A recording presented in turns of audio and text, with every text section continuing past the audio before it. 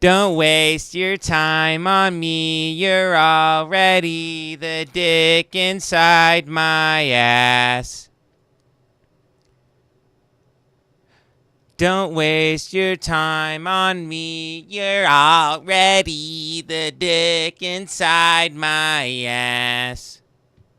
We are live on the Clips channel. Traffic was a motherfucking bitch. I am gay, and I'm not sorry. I cannot sleep. I got the bug tonight. I got the bug tonight. Don't give me HIV. You're already the dick inside my ass. All right, I'm going to stop doing that now. I understand it's incredibly obnoxious and probably annoying for many of you. Welcome to the show. I can't wait to see what comes across my desk today. We're locked in. We're loaded. The internet is lightning quick. Yarmos did good work here. He had to drill a hole through the ceiling to get me a wired connection. Unfortunately, I live in hell, also known as the great county of Los Angeles, where everyone has to use internet that goes out constantly. Just yesterday morning, my wife was screaming as there was an earthquake, and I hugged her and my baby as we almost flew off of our bed. I believe it was it wasn't a 6.1, it was a 5 point something. Anyway, legion of angels try to come and eradicate everybody here. I don't see myself being here much longer. It's God's plan. God does not want people to live in LA. He simply doesn't. He's tried to give everybody here AIDS. There's constant earthquakes. Lord knows soon there'll be tsunamis. There's fires. There's fires that rival the myths of Dante. But this is my safe place right here, is this show. I come down here, I'm underground, I'm going live, I'm talking shit, I'm being gay, I'm being retarded, and folks, you got me for the next 3 hours. First little bit of caffeine of the day. God bless America. God bless you all. Let me make sure we're live, and I'm going to tweet this out. Thank you for being patient with me, folks. I don't have a producer on this show. It's all me. It's all me, and I only got 2 hands and 1 asshole. I got enough dick for 3 fellas, but unfortunately not very useful when you're streaming.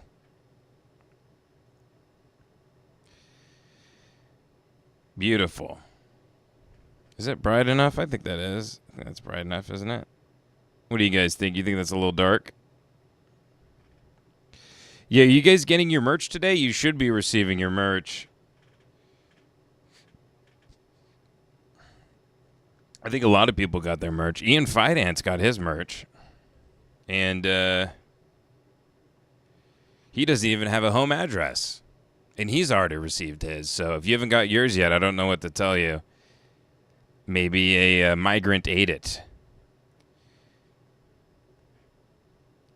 Hey, Haitians, leave them cats alone.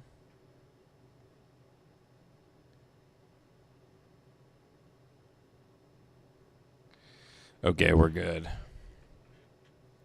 Oh, we are good. Go back to YouTube here. My phone is not going to die. We're all locked in. We're loaded. We got 2 barrels aimed right at my dick and balls, and we're ready to fly. Here we go. Cobwebs with the 5. Happy Friday, Ben. Curious if you've ever watched the Merrill Kalin show. It was a public access show back in the day. Damn hilarious stuff. You guys have suggested a lot of public access TV, and it almost never disappoints. So many treasure troves of stuff. So much lore, as Janae says. So much lore. More lore than Skibidi Toilet on the Merrill Kalin show from 1992. This is what OP has suggested that we look into.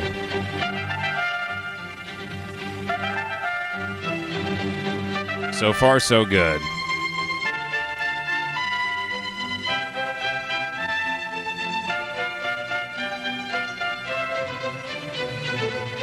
Real quick announcement. Turd Ferguson has already commented. Fried egg row and a dog. Fried egg row and a dog. Give it up for him.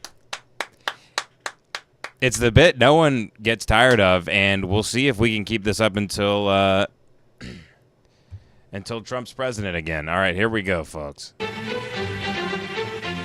Live from Little City Studios in Palatine, Illinois, it's the Merrill Kalin Show with the host and star of the show, the great gourmet himself, Merrill Kalin. Welcome. Hi, this is the Merrill Kalin Show. Oh, come on. I mean, he looked like he was. But I didn't really fucking think they'd give one of these guys a TV show. Goddamn. First Rob Schneider, now Merrill Kalin. So this is white radio. This is, all right, I'm just going to keep playing. I'm not going to pass judgment. Maybe just as a speech impediment, I'm going to jump to a conclusion here that he has some sort of mental impairment. I'm going to assume he was hit by a city bus. And I'm the host, is Merrill Kalin. And show for tonight is how to cook chicken. The topic is how to cook chicken. You gotta be fucking kidding me. The first thing is we got chicken here on the table. Dude, you can't do this to... First thing, we're gonna teach you how to take the skin off the chicken. Now, I know that the people that are in charge of TV, what is it, the FTC or whatever the hell they're called. I know they came in at some point and they said, hey, you got to have a certain amount of broadcast hours for children. You know, it's something like 3 hours. So like PBS, CBS, all of them have to get their shit in order. You know, because people got to sit their kids in front of the TV at some point while they're, making eggs or crushing up their pills so they can make it through the day. And you can't have them watching, Law and Order where people are just getting their heads fucking cut off with big Haitian scimitars. Or is it scimitar? I always forget which it is. Either way, you can't have your little kid watching that. They'll be scarred, so they need to watch a show where there's a little baby lamb or Mr. Rogers is insinuating that it's okay to be gay. Or there's a big teddy bear and a son or Teletubbies. There has to be things like this on TV. This is something that was decided long ago. Their arm has been... they've twisted their arm into making them do this. This is the law. Now, I don't know what the case is with public access TV. Maybe they decided with public access, they said, hey, a pretty large demographic of the people that watch public access TV are mentally disabled.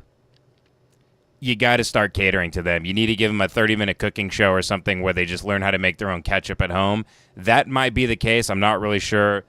I don't know who in God's name gave this young man a show. He seems like a nice guy. I'm not passing judgment, but shame on the executives, shame on the cameramen, shame on his mother and father, and shame on this country. How you do it? You take the chicken off with your fingers. That's to be the best thing. Tear the skin off. Tear the skin off. And like this. Then you see if it's okay. There's no fat on. Make sure it's no fat on the chicken. Do you know why? If it's fat on the chicken, it's no good. Next thing we're doing is putting barbecue sauce on it. Oh, come God, on, it's man. So good. Dude. Let's see if I could get the mixer in here. This is difficultly.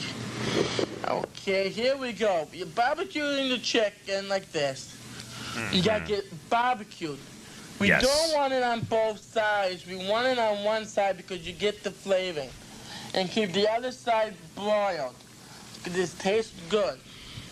That's how you make your chicken.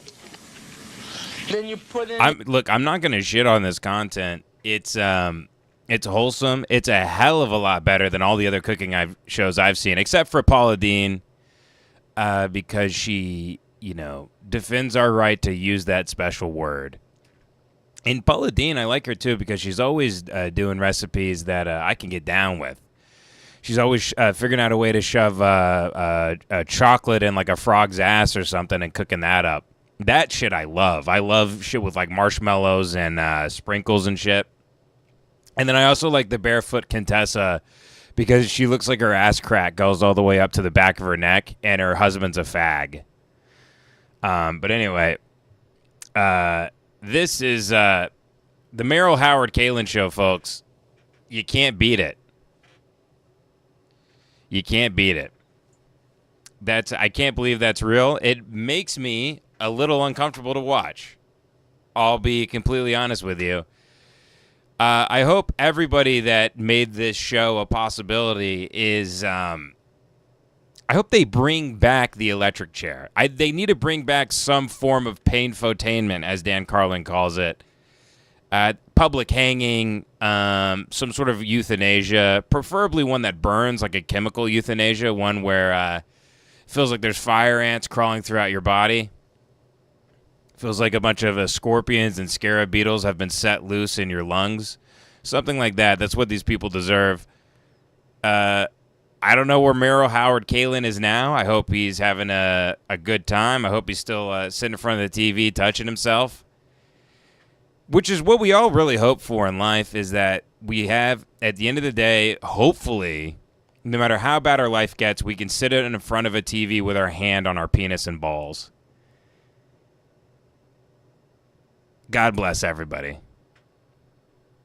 AR with the $9.99 says, please play your most recent interview with Lev from BTR. Start at 1 hour, 20 minutes, 27 seconds, and just repeat that bit like 2 or 3 times. Please and thank you, little subverting gay. What was my most recent interview with Lev? Break the rules, Ben Avery. Because I went on that show, like, I think maybe 3 times. Oh, the one where we talked about Fuentes. I'm a little haunted by you saying. Okay. Jesus Christ, I was about 25 pounds bigger here. Look at that fat shit. That fat ass retard. I ate sandwiches and cookies and jerky this whole interview. 1 hour, 20 minutes.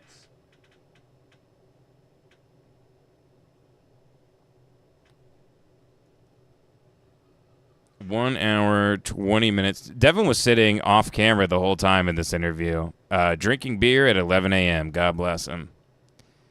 I don't think Devin has a problem, though. I really don't. I think Devin's a beautiful man, and he has a kick-ass time. Thing. I don't know if I'm that's rooting. real, I'm rooting for the Jews. Then, if that's the case, I mean, I hope they can be the. Okay, I don't know. This has been doctored. I can tell you right now, this is AI. This was created with Midjourney. I'm not buying this. Lev, I'm going to sue you, actually. These are not my words, my thoughts, my hopes, or not even in my dreams would I be saying something like this. But I'll allow the interview to continue, and you'll be hearing from my lawyers. To flip the switch and start seeing themselves as part of like this greater thing. I don't know if that's real. But... I'm rooting for the Jews. Then, if that's the case, I mean, I hope they can be the great revelators. You know. We have a couple of things with the patrons here that I'm going to quickly read. So, David Wirtz said, I ate a leftover burger patty and tater tots for breakfast. Yeah, man, I don't know.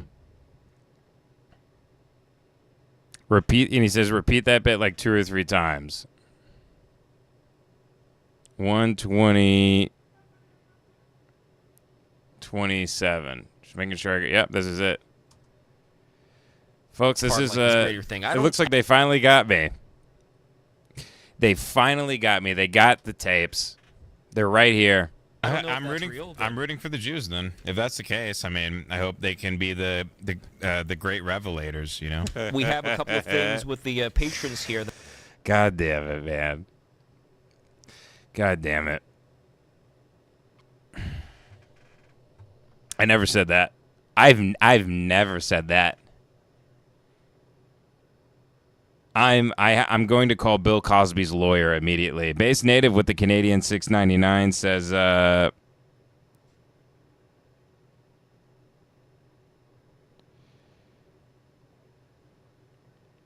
hey Ben, it's my birthday today. I turned 30 today. Lev actually just texted me. Lev, I'll read your text later. Base native with the Canadian 699 say, hey Ben, it's my birthday today. I turned 30 today. Okay, here we go. Folks, we know what we do when we got a birthday in the chat. What's his name? Based native. Here we go. He's a base native. So how about we do like? Is there a Native American one? Typing in Native American style happy birthday. Here we go.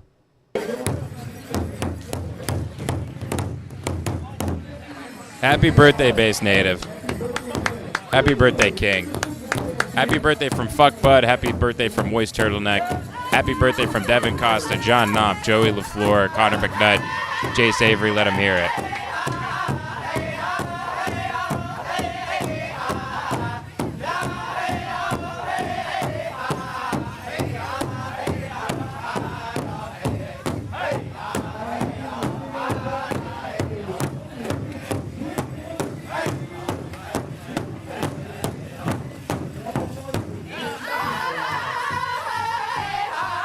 Beautiful. Very nice. What a lovely rendition.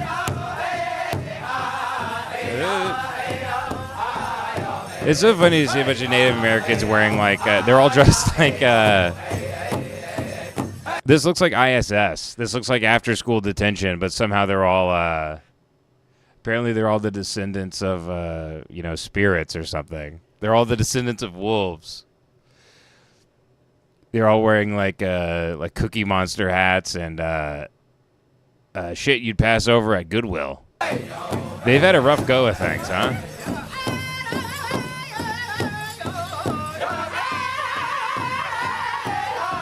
There's a big cat in that drum. They beat the drum enough, it gets really hot, and it cooks the cat that they took from their nice neighbor lady. Oh, we are cooking the cat. Oh. Oh, we cooked the cat. Kitty, kitty, cat. Yes, sir. Yes, sir.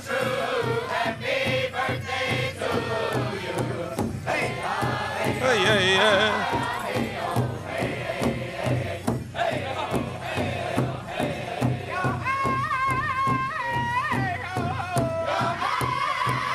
It's too long. They got to tighten it up a little bit. Do you think when they wash their hands, they have to sing this song for 5 minutes? Surely not, right?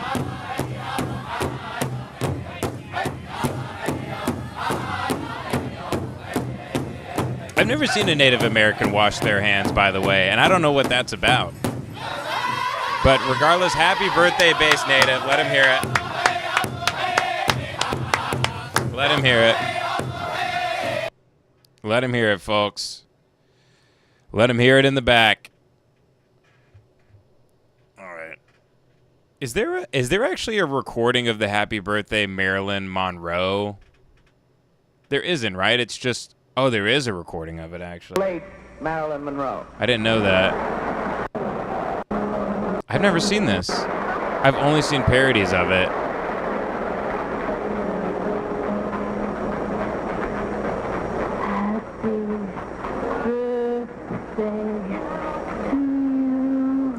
You know, I don't even know if she's really being overly sexual. I think she's just kind of a dumb bitch and she's on H. If you were a stupid bitch on pills, you'd sing like that too.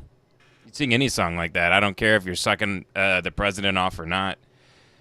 Lev Polyakov with the... Oh, shit. No, I'm a little behind on chats here, folks.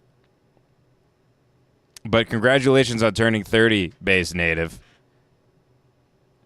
Mr. Will with the 10 says, check out the Ken Sanders Show. Gets several prank calls on gun control. Public access at its finest. Also, have you read any Melanie Klein? No, I have not. Not even on accident. No, I don't know who that is. I'll look them up right now.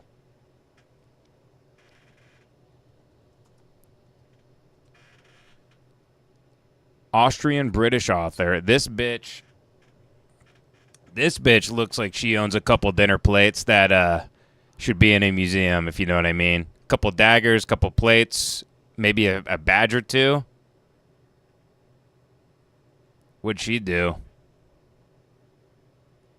Child analysis.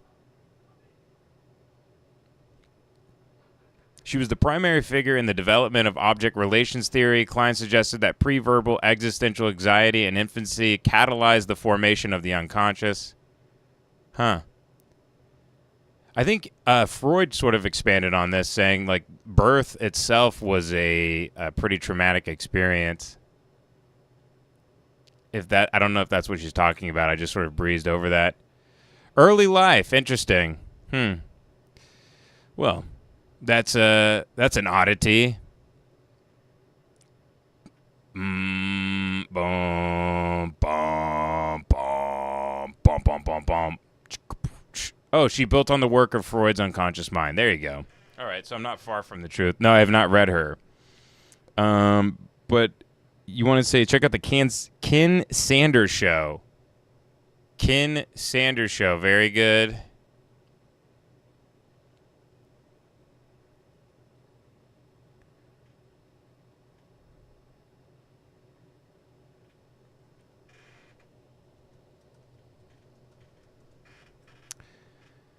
Beam, beam, beam, beam, beam, beam. Bum, bum, bum, bum. Simon says, get the fuck up. Bum, bum, bum, bum. Bum, bum, bum, bum. Hi, welcome to Speak Out. My name is Ken Sander, and tonight's issue is, should New Yorkers carry handguns, or should they be allowed to have handguns? The number is 475-1550, and you can call in and we could talk about it. Lines are lighting up. I guess it's a good subject. Hi, you're on the air. Hey, Ken, how you doing? Okay, how are you? Fine. I think that's a very good topic for tonight. First of all, on occasion, I've been in the city now for about 20 years. Right. On several occasions, I've been held up, mugged. I had coats taken from me, you name it, my watch. But however, I think if you carry a piece or you're carrying a gun, I think you're only adding to the situation. I think it should be pro-choice, of course, if New Yorkers want to carry handguns or not. But I think if people in general start walking around with weapons, it's only, creating a society in which their evil is only superseded by more evil. I mean, someone's walking around and with you, he's going to look like you get mugged, and you pull out a piece, and you could take this man's life. That's true. I think you're only creating, a worse situation, and you start big dick. See, that's the case. Hi, you're on the air. Hi, Ken. Yeah, how you doing? Fuck you! Okay, let's start. Hi, that it's just, how do people feel about it? Hi, you're on the air. I was wondering, are you also the cable doctor? Yes. Oh, you have dual roles. That's right. Okay, just curious, and hopefully the guy that does taxi talk will give up his job to you, too. Okay. Thank you. Hi, you're on the air. Yes, I was wondering if I can have my AV switch connected to two VCRs. All right, well, you have to call me on the other show. Thank you. Hi, you're on the air. Hi, Ken. Yes. I think it's good that people can have handguns so we can shoot people like you. Right. Back. Fuck you. Hi, you're on the air. How are you? All right. What do you think? Should we carry handguns or what? Definitely. Yeah. Okay. Shoot people like you. All right, sounds good. Thanks for calling. Bye-bye. Hi, you're on the air. Hello, Ken. Yes. I was thinking that the criminal you're trying to give guns to people to fight the criminals. Wouldn't that make it just as easy for the criminals themselves to get guns? Because if you're opening this market up for the just plain citizens, that the average citizen is not going around looking for a gun. It's the average criminal that's going around trying to find any weapon he possibly can. So that would just make it twice as easy. That's a very valid point. And that's what one of the big arguments that the police have is that a lot of the illegal guns get into the system by burglaries. Like most people keep their gun near their bed, most likely, and so a criminal come in, rob your house and steal your gun, and it would get into the system, the illegal system. So that's an issue. Hi, you're on the air. Hi, caller called before with a very valid point. I think it was one of your first calls. Same guys keep calling. Hello? Hi, you're on the air. How you doing? Okay. That rules. I can't believe you used to get to do that back in the day. I'm so jealous of that. Can you imagine the amount of bomb threats Joey would call in from like a payphone? To shows like that. BK with the Canadian $3 says, it makes me so mad you're so good at golf. Well, jealousy is a disease, sweetie. Get well soon. Colin with the Canadian 2 says, send merch to Canada. I love you all. I'm texting Jace about that. I don't know why we can't do that with this company we are using. Hopefully we can figure that out because a lot of you have requested things getting sent across the pond or to Canada. No one's complained from Australia yet, though. Louis Aguilar with the 5 says, Sub Ben, I wore my 3XL LP merch to the JPEG Mafia show. No one cared. Very good. Very, very good. Thank you for supporting us, sir. Thank you for risking your life for the show. Lev Polyakov with the 10 says, this may be double dipping, but could you watch the elites use ancient magic and you don't know it clip from the origin of Yahweh, since there are many Ben-isms in there you didn't see? Okay. Break the rules. Origin of Yahweh.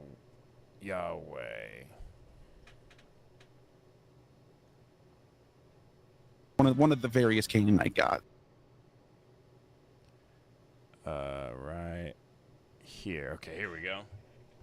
By the way, subscribe to Break the Rules. It's a great show. If you're into stuff like, Carl Jung and mythology and the occult and what have you, there's great stuff in here. One of the various Canaanite gods. How can we differentiate him from, let's say, something like Yahweh, for instance? I personally think... I really hope to God I do not speak in this clip.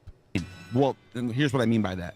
You have a There's nothing I hate watching more than watching myself. Deity, and his son is Baal. There's no Yahweh in this pantheon. In the south, there's a similar pantheon. El is still the chief deity, but his son is Yahweh, and there's no Baal. So there's like competing pantheons in the north. So what I think happens is, as Israel becomes more monotheistic, El and Yahweh get synchronized. In the north, Baal becomes the enemy. That's why you see in the Old Testament, the priests of Baal are fighting against the priests of Yahweh. And the priests of Yahweh win, because that's who they worship. So I think it's a polemic being played there, and I think that's what happened. I think. And by the way, thank God that because these are words I have looked up on Webster's dictionary many times, and they don't sink in. It's a written or spoken attack on a person, idea, opinion, or set of beliefs, usually to support a specific position and undermine the opposing position. Polemicizing the old rites. Asherah and Baal are the gods that... Queen Jezebel is the queen in the north. She's a royal queen. Why is she worshiping Asherah and Baal? Because that's what they worship. That's a real thing. So what they're doing in the text, I think, is they're detaching themselves, divorcing themselves from those old ways, saying that's not the true way. This is the true way. We fought against you. The prophets of Yahweh, Elijah, Elisha, defeated the 100 prophets of Baal. And then Elijah sent down fire from heaven, all that stuff. Anyways, what I'm basically getting at is that I think Yahweh and Baal are pretty much two gods from similar pantheons competing. Interesting. And where would you say, by the way, this lines up with, for example, the Phoenicians, where a lot of these child sacrifice type deals seem to go hand in hand with Phoenician civilization? We know that Israel was not that well known back in the day, but Phoenicia certainly was. It had colonies in Greece. It allegedly had colonies in the United States. Everywhere. Where it was I don't know about that part. Well, where it was mining for like the copper and mining for tin in Britain and stuff like that. Britain. So, they were in Britain, yeah. They were everywhere. Africa, Britain, Greece, North, everywhere. They had the But Phoenicians. what I'm getting to though is like the Phoenicians. Would that be in your mind, Drew and Ben? I'm Curious, I'm what you such think a of this as retard. well? Like, would this be the big bad? Would this be like when we're talking about all of these satanic mystery schools that do a lot of all this you bad son of a bitch. Real quick, let me Make tell you me where look that like an comes from. utter There's a text retard that's on this passed show. down, translated into Greek. We lost the original. It was a Phoenician text. We have a translated version by a guy named Philo from the city of Byblos, a Phoenician city. And he says he translated the text from a guy named Sancho Nietan, a Bronze Age priest from 1200 BC. That's when writing first started. So this is one of the oldest texts ever. But I will say that we have swastikas that date back to like 2,500, even 4,000 BC. Think about that. One of the earliest symbols that we've ever seen. Let that sink in. You know, Werner Herzog says that, you know, that cave from like 30,000 BC, that cave of forgotten dreams, I think it's German propaganda. I'm not buying it, folks. I'm not buying it. You know, the UN may have got in there and did something or another, because if they really did find drawings from 30,000 years ago, I like to think it would look like, you remember Doodle Bob and SpongeBob? Remember when he turns into Doodle Bob? There'd be drawings like that, but of Hitler. All right, let's continue. We had it, we don't have it, but he says this is the translation, and in this text. You have L. He goes. All right, we got to move on, Lev. But your shit's so interesting. I love doing your show, Lev. Eli Snyder with the $4.99 says, "Hello, Ben. Patreon app was great. Don't eat cats. I'm gay. Very good. Love Eli Snyder's comments. Quick, to the point. His sentences never last longer than 2 to 3 words. That's all his brain can sort of. Once he gets to word 2, his brain starts saying, wrap it up. And that's what I like about Eli. But, yeah, if you guys were upset we didn't talk about Nikocado on the... But people were also upset that I was talking about food so much on the previous episodes that I tried to leave the Nikocado stuff for the Patreon, but we didn't even really talk about food on there. Jace tried to make a fat joke about me, and it's like... And I went... Guess what, pal? I ain't got tits no more. I ain't got tits no more. I am delivered. I'm not fat anymore. I'm not fat. I ain't fat. But that's not going to stop me from calling everybody fat. Chop Glock. But if you want to go to the Patreon, and by the way, I want to, before any of you accuse me or you feel upset with choices I've made in my life, I want to let you know on the Patreon, I did not say the N-word. We were doing a bit where we said Nicocado's name, but like my Nika. We were not saying the N-word. It's a wholesome family bit. It's clean. We ran it past the HR desk at Patreon. We're A-OK. We're sailing right by. We're not about to get Sargon avocaded or whatever the hell. We're good to go.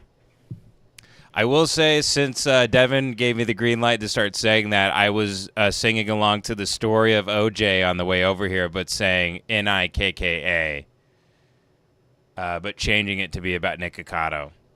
I was going like, fat Nika, skinny Nika. Well, I got to be careful on the live because I'm trying to sing the story of OJ now about Nikocado, but. And obviously, it's the story of Orange Julius, is the go-to joke there. But I'm careful to do it on the live stream because, holy shit, I might slip in and actually say the N-word. It's tough. You need laser focus. I wouldn't do that on a live stream unless I took 3 Vyvanse. I need the focus of a Chinese student taking the SATs. He knows his mom is waiting in the Acura in the parking lot with a 357. I want everybody to know I did not say the N-word. I would never say the N-word while being recorded. I want you to know that. I have a family.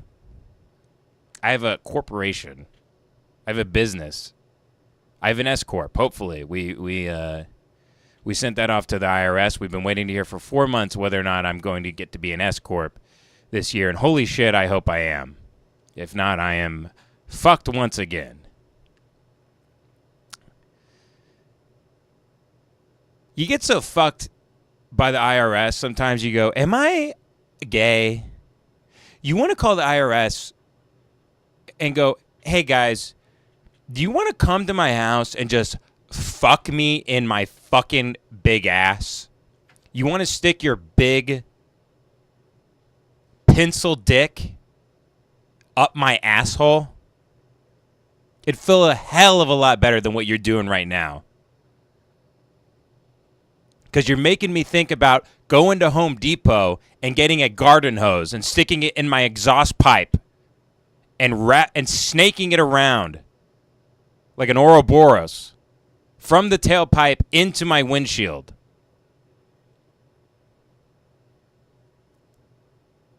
While I listen to, I don't know what I'd kill myself to. Maybe, I don't know, I'd really have to pump myself up. I guess I'd listen to, maybe Death Grips. Something kind of cringe, kind of gay, but it goes hard. And I'd float away. I'd float away to Dreamtime. But yeah, thanks for patreon.com/lemonparty. God bless everybody. Chop Clock Shogun, and I think we break down Nick Hikato's life pretty well. And then we talk about Sandy Hook and Adam fucking Lanza. Yeah, then again, I don't even know why. We got to be a little bit more careful on this show. I don't know how that one got past the front door. Chop Clock Shogun with the 20 says, shout out John Frank Carras, my newborn son. The name of my brother passed. Wife is home from a C-sec, literally grinding LP live cast from a month past. She is the tard I chose to breed, and she will shit when she sees this. Guys, give it up for Chalk Clock Shogun. I'm a little confused by this statement because I'm not sure. Shout out to John Frank Carras, my newborn son. The name of my brother passed. Are you saying they died? What do you mean they passed? Am I retarded?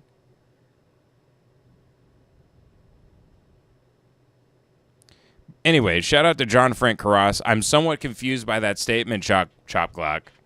Shout out John Frank Carras, my newborn son. The name of my brother passed. Wife is home from a C-sec, literally grinding. I'm assuming that everything went well. Maybe your brother is dead, and that's who you named your son after. But God bless you. May you go with God. I hope that your child is filled with the Spirit and is in good hands. Jack Kuhn with the $9.99 says, do you have a title for your novel yet? I have like 10. I run them by Aaron quite often. He's given me one, but it's a name of a book. Really, it's so hard for it to stick until you're done. So hard for it to stick until you're done. You jump around, you go here, you go there, but I got one I'm kind of settled on. The actual name I want to name the book is it would be bold. The actual name of the book I want to use is White Inward, hard R. White Inward. I think it would be an amazing name for a book, and it sums it up perfectly. I'm not even trying to draw attention or upset people. It is just the perfect name for the book. Maybe I'll just pull the trigger and name it that. It would be, white cover, white inward, hard R. It's looking like it's going to be about 300 pages. Yeah, that would be. I don't think I'd sell as many if I named it that. And it would be a bit of a statement. And I wish I was doing a bit with you people, but I've prayed on this. I've meditated on this. I've dreamed about this. I've worked on this book now. It's coming up on about 2 years. I have another book in my desk that I did not think was as good, so I didn't choose to publish it. But White Inward, Hard R, that's the name. That would be, in an ideal world, where people wouldn't cancel me over that. Honestly, if I don't have a kid or like a family or fucking anything, I would just name it that. But unfortunately, I got more mouths to feed than a fucking robin. I got more mouths to feed than a mother bird.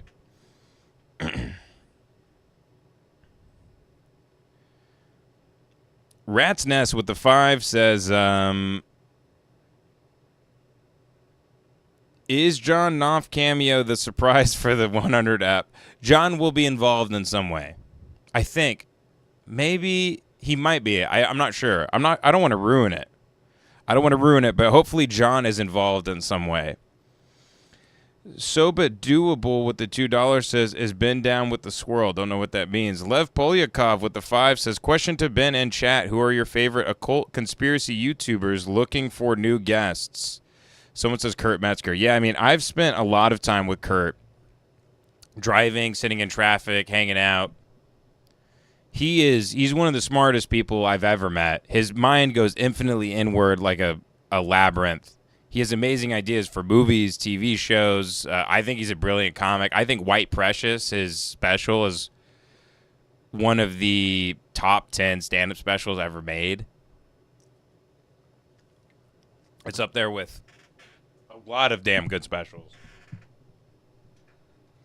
But yeah, Kurt can talk about anything in terms of, especially since he's been on Jimmy Dore's show more, he can talk anything conspiracy. For a while there, I was helping Kurt write Kyle Dunnigan's videos for like a couple months. Lemonparty took off though, and then Kyle moved to New York. So, but my good friend Brian Vokey works with them now, and Brian's very funny. They put out a very funny video today about RFK and the bear. But yeah, Kurt's a good friend. He'd definitely do it. I think. Once he starts talking, you can't get him to stop. Kevin Williams with the 5 said, who would win in a cage match? A Haitian voodoo priest? Or he also has a memory where he remembers everything I've ever said. He can recall anything. Anything. Any event, anything you've said in a sentence. If you have a 3-hour meeting where you're all trying to punch up a sketch and everybody's throwing out jokes around a table, he can recall everything everyone has said at the table and whether or not it was good or bad. It's really incredible. Kevin Williams with the 5 said, who would win a cage match, a Haitian voodoo priest or a Somali pirate? Haitian can cast powerful spells and Somali has unlimited ammo. OHIO.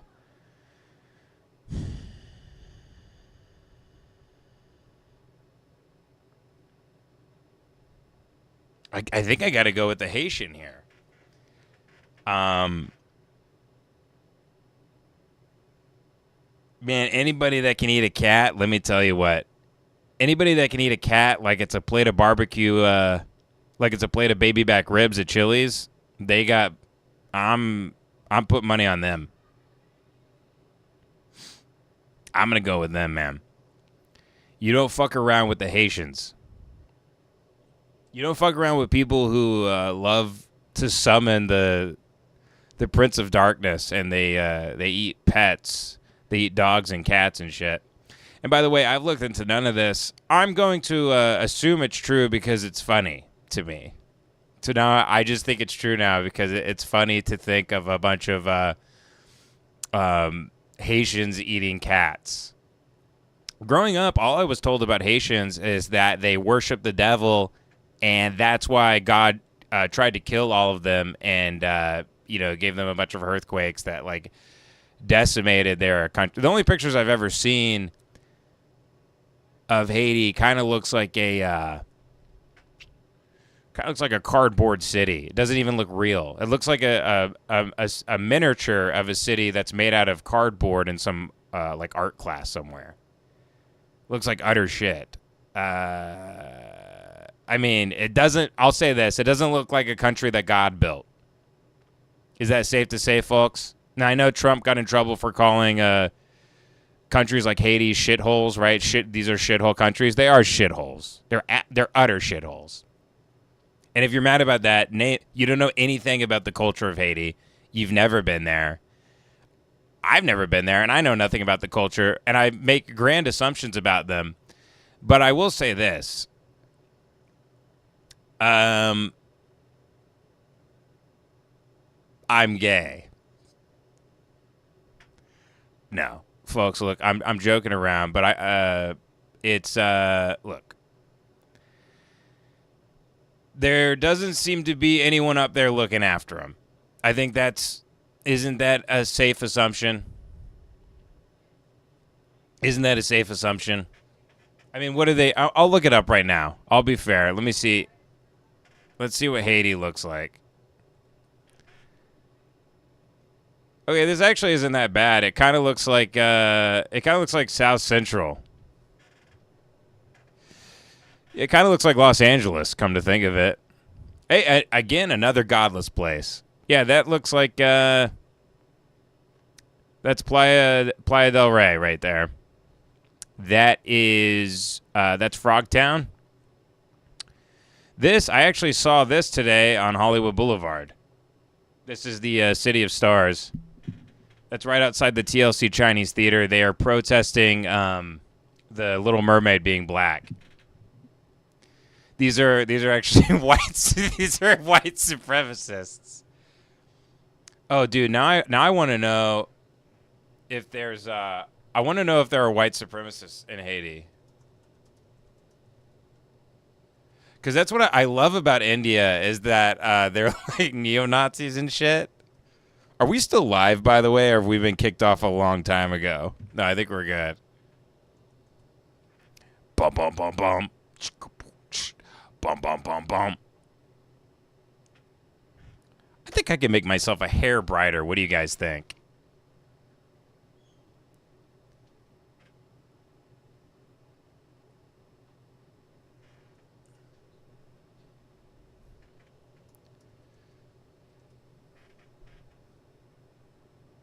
White people have never forgiven Haitians for claiming their freedom? What the fuck? What is this? What is this fucking horseshit? White people have never forgiven Haitians for claiming their freedom? I don't know anything about... No one knows anything about Haiti. No one thinks about Haiti. Look, this is so funny. Look, you know it's a bunch of liberal horseshit. You know it's a big... The marionetteists are, they got their fingers on the strings because you see this right here. Folks, anytime you see this on a website, run. Anybody allowing this on their website, you know what's going on. It comes from an American, so the rumor comes from an American-born woman charged with animal cruelty in Canton, Ohio. I could tell you that the Haitian immigrant community living in Ohio is made up of largely of people who are in the country legally under temporary protected status visas. I can tell you that Haitian immigrants, like those in all immigrant communities, are generally hardworking people who pay their taxes and commit fewer crimes per capita than native-born citizens.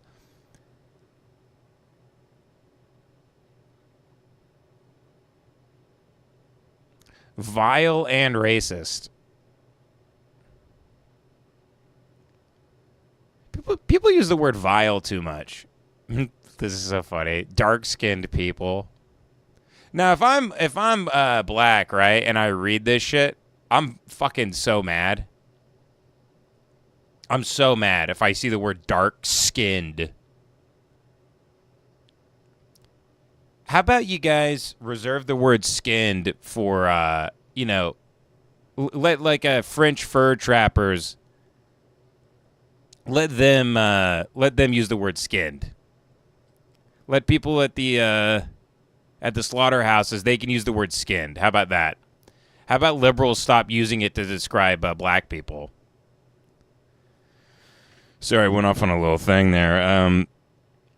Daniel Walsh with the 999 says, "Hi, Ben. I asked about fitted clubs before. Went to a local shop and got a Callaway AI Smoke Max Driver, Apex AI 300 irons, and Opus 54 and 60 degree. Hoping to get my plus 16 handicap down. What's your handicap?"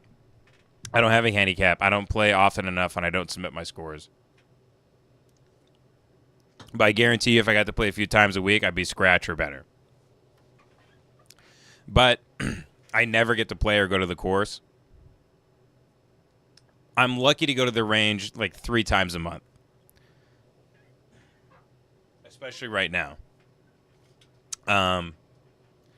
But, you know, your touch is off, your yardage is, your distance control is off, your a lot of your touch is off with just around the greens. My putting never really leaves me, nor really does my ability to strike the ball or anything, but what does leave you is your ability to just your feel.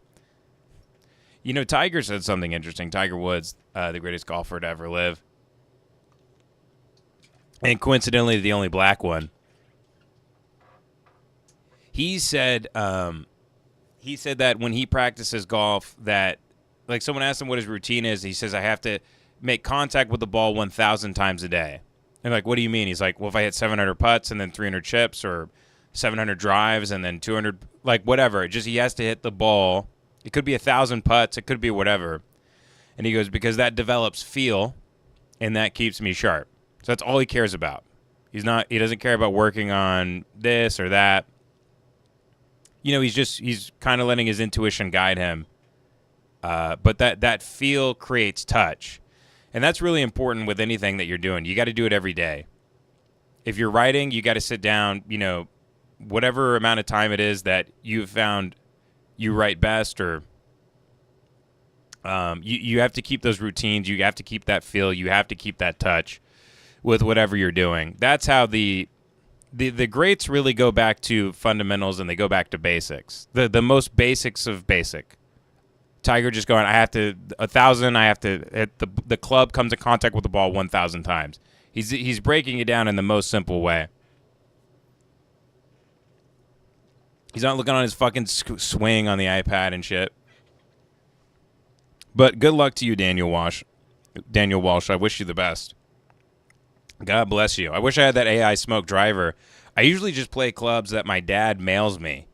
He'll get a club from a buddy and then get rid of his old club, and then he'll be like, "Hey, Ben, do you want this?" And I'll be like, "Yeah." And then he'll mail it to me, and I'll put the shaft in that I want. He hasn't done that in about 5 years. So I've been using my TaylorMade M2, but the face is kind of flat. It is what it is. Kostadin Habzanabozanov with MKD 250 says, "Can you play Oogwagay N-word?" I don't know. Can I? We're about to find out. By the way, the keyboard is working great now, and I don't know why. Maybe it's finally broken in. Who is this? So, technically, since my great-great-great-great-great-great-grandparents are slaves, I am allowed to say it as well. So, I'm going to say it for the first time in my life properly. Nigga. Guys, I'm never going to say this word in an offensive way. I will only use it for comedic value, since I'm allowed to say it now. That's so funny. Who is this guy?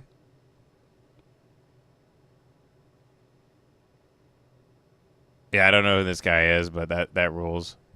Good for him. Good for him. I mean, if that's true, you know, who's to say? Who's to judge a man? Who's to judge a man by his words and his actions? By the way, let me see if I can get the camera just a little brighter.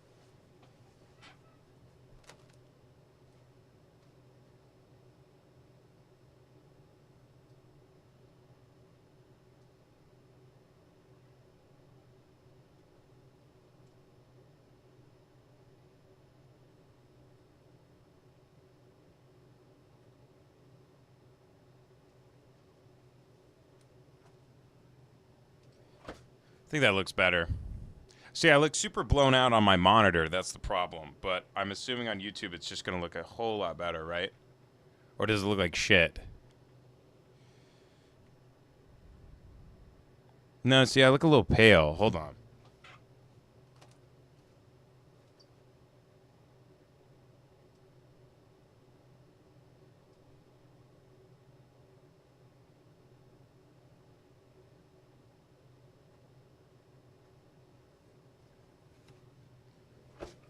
I think that's a little better.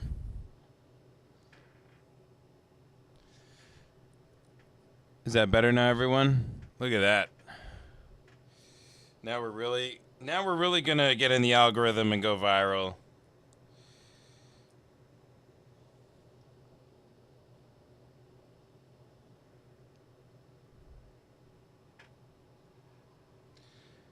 Very good. Eli Snyder with the $4.99 says, whenever I say more than 2 words, my brain melts down. It's called being retarded. Join the club.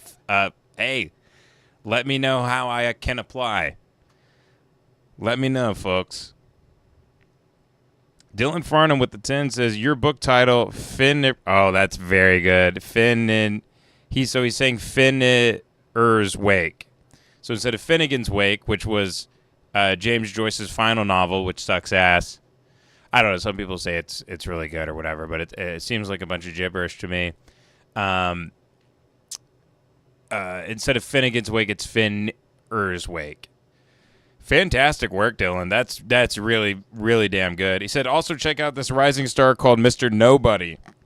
He's a self-proclaimed autist, 40-year-old virgin. Also keep Kerp away from Jimmy Dore. Dylan.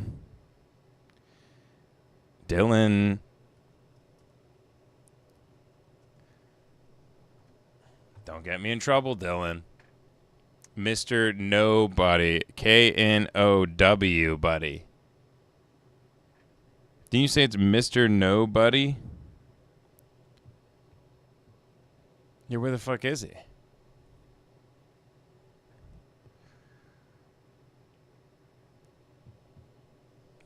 If I type in, like, autistic?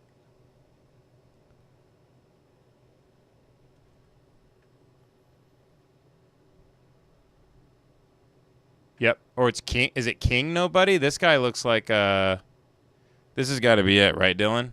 King Nobody?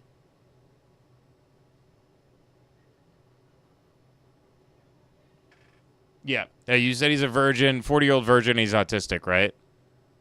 Hey, nobodies. It's me here once again, here with my co-host, Mr. Nobody.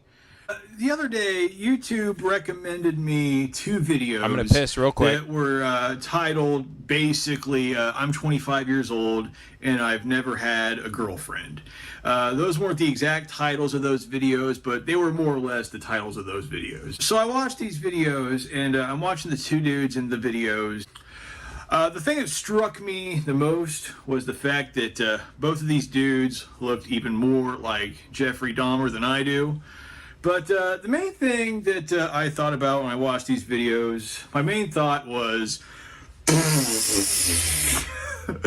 what a couple of amateurs. I'm 35 years old and I've never had a girlfriend before. Pretty fucked up, huh?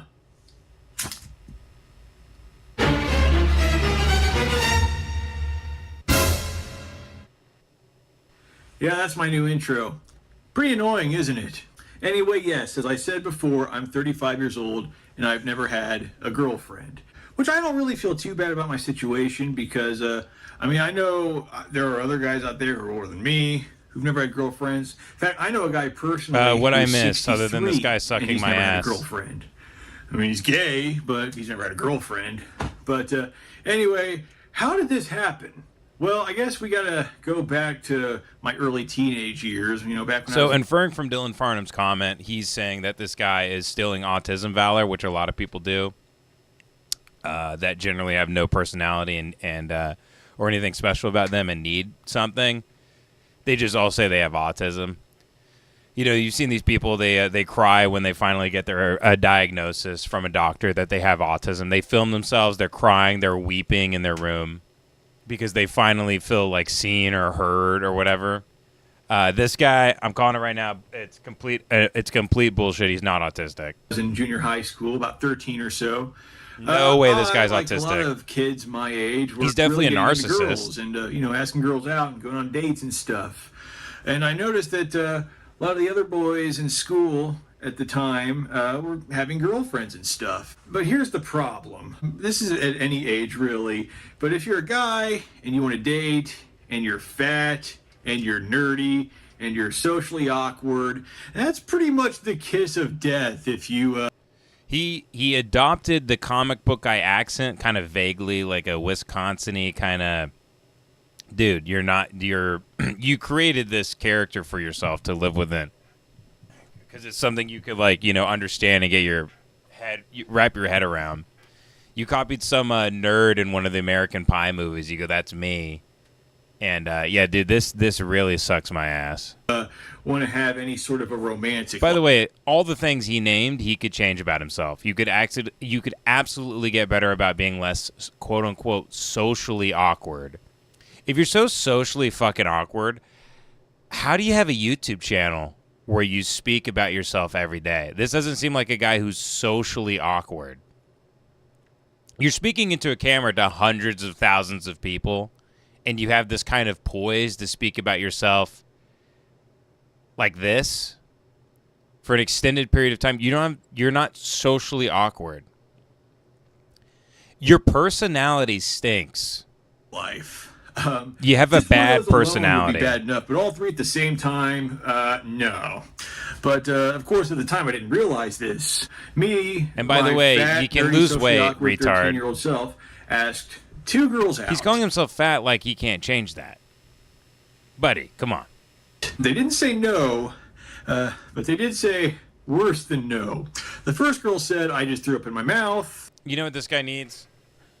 This is what this guy needs right here. This is what he needs.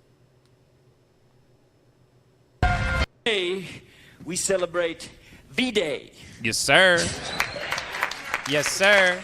And come June, oh, baby, it is the lick of my spoon. Come August, we like to celebrate Saints suck my big fat fucking sausage. Yes, sir. I set goals for myself, and one, I say I do not want to take it anymore. I will not take it anymore. You think she's your friend, Joff. You come here and you think she's your friend. They're not your friends. You know what I'm kind of realizing? John C. Reilly's character in this movie could have been saved by Frank T.J. Mackey. It could have changed the trajectory of the movie entirely. Dylan Farnham with the 5 says, I almost married a Haitian, spent 4 years with almost only black family. Why do you think I have the views I have? I feel bad for them, but also I don't. Very good, Dylan. Very good. I didn't know you almost married a Haitian. That's Dylan. That might be a whole separate interview. We already interviewed you on here in regard to the swingers stuff. I would love to hear. Actually, Dylan, do you want to do that today? Do you want to hop on and talk about what it was like being married to a Haitian and comment on whether or not they're eating cats? I'll have you on. I'll create a Zoom and you can. You won't be able to see me because my video is going through OBS, but you'll be able to hear me. Let me know. So do doable with the $1.99 says Ben. You know the deal with Cars for Kids? Yeah, we broke the story on that. I mean, it only takes one. By the way, anytime I go to Instagram, it goes right to this video. Because it looks like I'm eating all this delicious. By the way, I'd like to say, because I don't want to just keep talking about her ad nauseum on the show, but I will on this live stream, is she's back in rehab. If you guys don't know, this is Kel's journey. She quote unquote has a binge eating disorder, which basically means she introduces a lot of, processed food into her body, sugars and whatnot that makes her addicted to just eating when shitloads I of ate a day food. in binge eating recovery, and this was on my second day of treatment. For breakfast, I had leftover pancakes from the day before that I made with maple syrup and butter, and then bacon and yogurt on the side. Okay, now you're a turkey sandwich with lettuce and turkey and mayo and mustard, barbecue chips, a pickle, and grapefruit. Zero is not You like this shit? Pull his pants off! Take his pants off! In treatment, we all eat together and we have to show our plates and everything before, during, and after our meals. And then we also have to give our hunger fullness cues and set an intention. I was in program for over 6 hours today. Brinley is always keeping me company, my little angel. I was feeling super hungry, so I made a cucumber and cream cheese little snack. These are like my favorite sushi rolls to get. Obviously not quite the same, but same idea. And then for dinner, I cooked while one of fucking queers.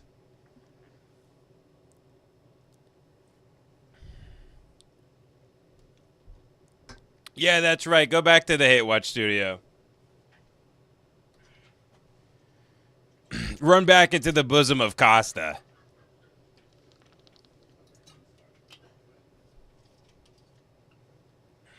Sorry about that, folks. Little technical difficulties. And back to the show. So this lady, she's in a binge eating recovery, but she doesn't know that if she just like ate Whole Foods or something, she'd stop having those sugars and all that bullshit in her body. And her blood sugar wouldn't be spiking and making her, quote unquote, have a mental illness where she has to binge eat.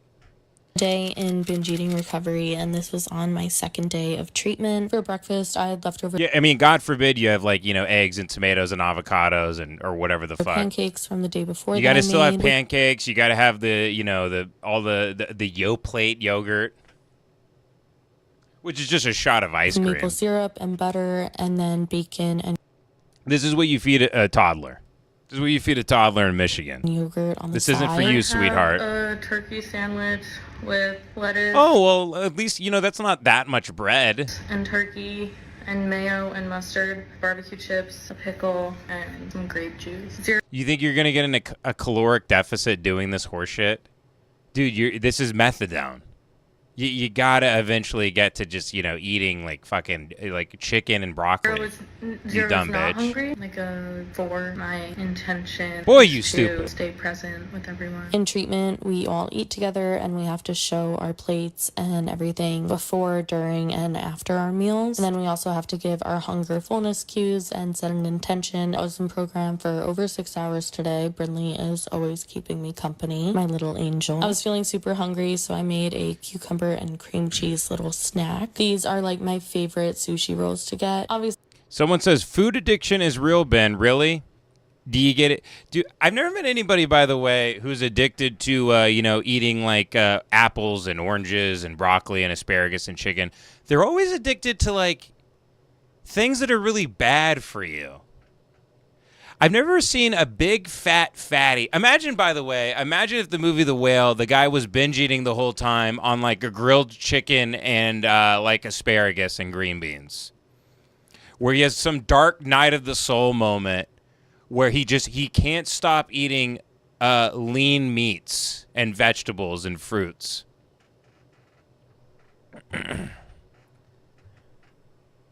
not quite the same, but same idea. And then for dinner, I cooked while one of my new neighbor friends came over. I love her so much. Her name's Michaela, and she just recently moved here. This was the last day the pool was open for the season, which is so sad. So I got together with some of my neighbors, and I made sausage and peppers for dinner, so I brought some down for everybody. I did plan to make roasted zucchini on the side. I just need to light a candle and have a big fucking Sprite. It's actually time. Actually, that's a normal size Sprite, but from her perspective, everything looks like a Montessori school. I got 2 green zucchini, and they accidentally gave me cucumbers because it was a pickup order. I had a couple vodka Sprites because we were all just like hanging out and drinking and talking. And then I came back to my apartment and I was watching the Kardashians, and I had some chocolate ice cream with whipped cream. Yeah, there you go. That's what you should do at the end of the night. That's what you do. As long as you're staying within your calories, I'm sure this isn't a vicious cycle that you're repeating, ma'am.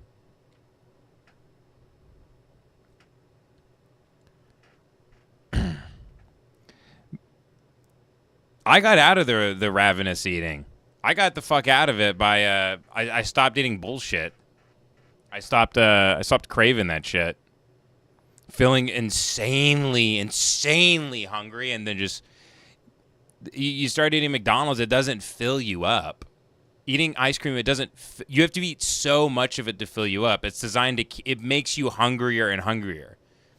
She's eating barbecue chips. She's eating Yoplait yogurt. She's eating giant like Dagwood sandwiches. And yeah, I mean she's a dumb bitch.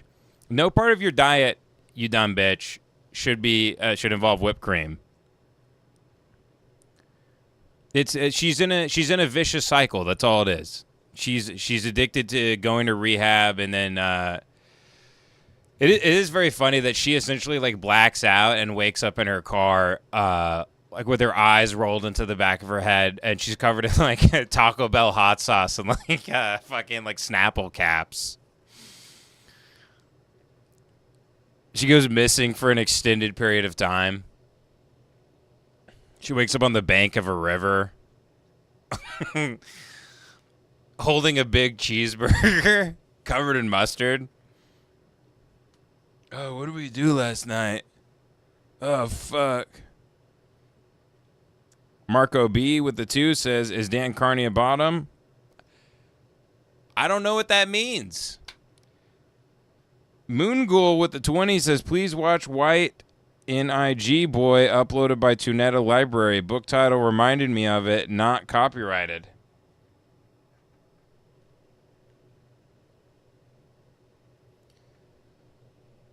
White. Yeah, nothing's popping up for this.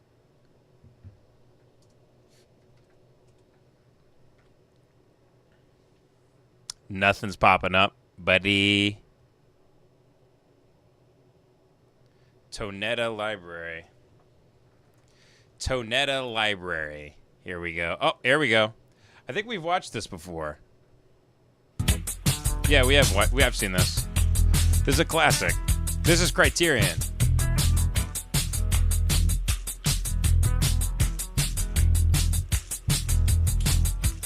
I'm a white nigga waiting to die. I'm a white nigga waiting to fry. Prison do me right. Prison do me right. And just watch everybody in the stream start to leave.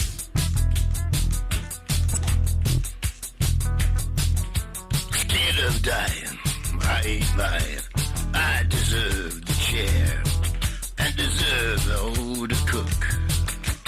This white nigga killed and raped, ate all evidence, except one. Oh, the cock that did me in, the cock that did me in, the cock that did me in, yeah.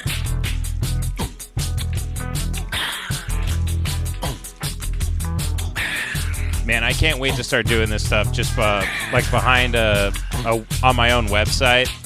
DNA says it's true. DNA say to do.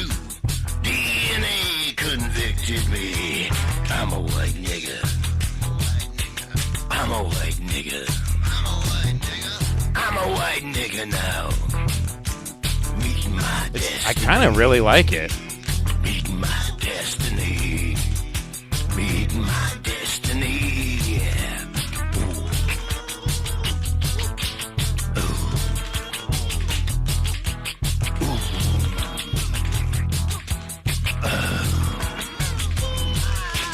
I'm a white nigga waiting to die.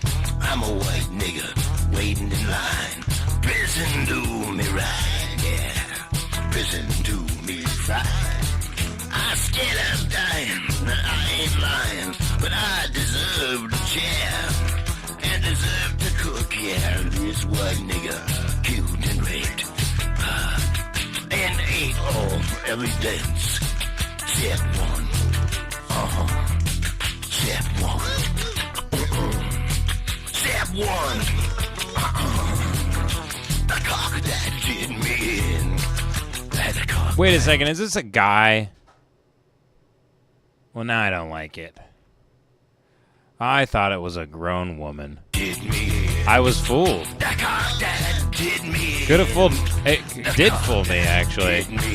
Well, DNA say it's true. DNA say. What if this did trick? What if you were so retarded that this tricked you? You thought this was a beautiful lady, a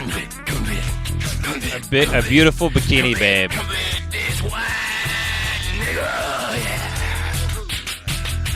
white nigga. This white nigga. And we're losing people very quickly. Sorry, folks. He gave me the 20. I'm watching it all the way through. And frankly, I'm kind of liking it. Not the sexuality of it. I mean, it is funny.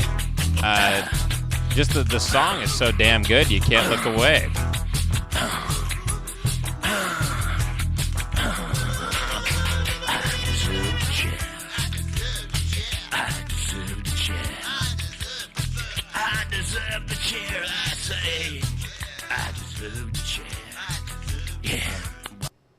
Nice. So what the fuck is this? This is Kevin Williams with the 10 says, let's see the @/n/n/e/h3che video. Can anyone translate for that?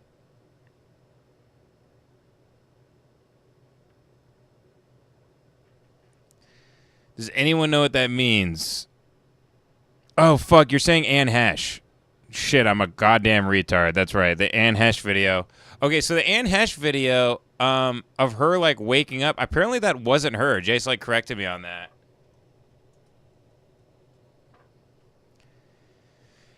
We know the video. Jace said this is not real. It's someone else. I'm gonna go to the comments real quick. Comments are turned off. We'll never know if it's fake or not.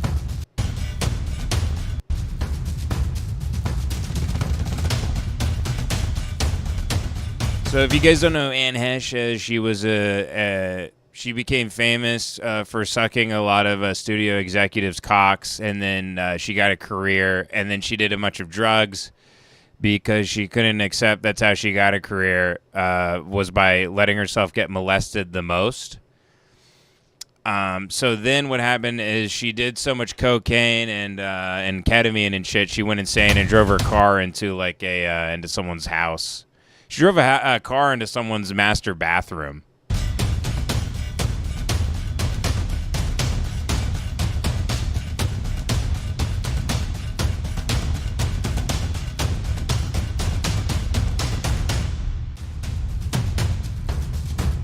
If anyone knows what this video actually is and why that is that someone just like is that some sort of reflex where when you die the body can still sort of like kind of when you cut a snake's head off but it can still keep twisting for a long while?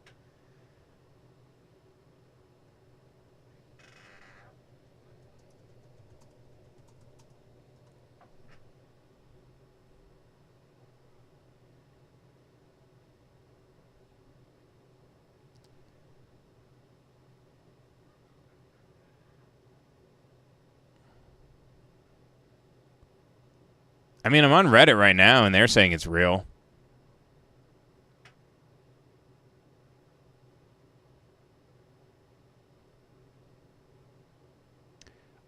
Internet showing me it's real. I think Jace might be reading the Libtard Weekly. I know the woman's barely cold, but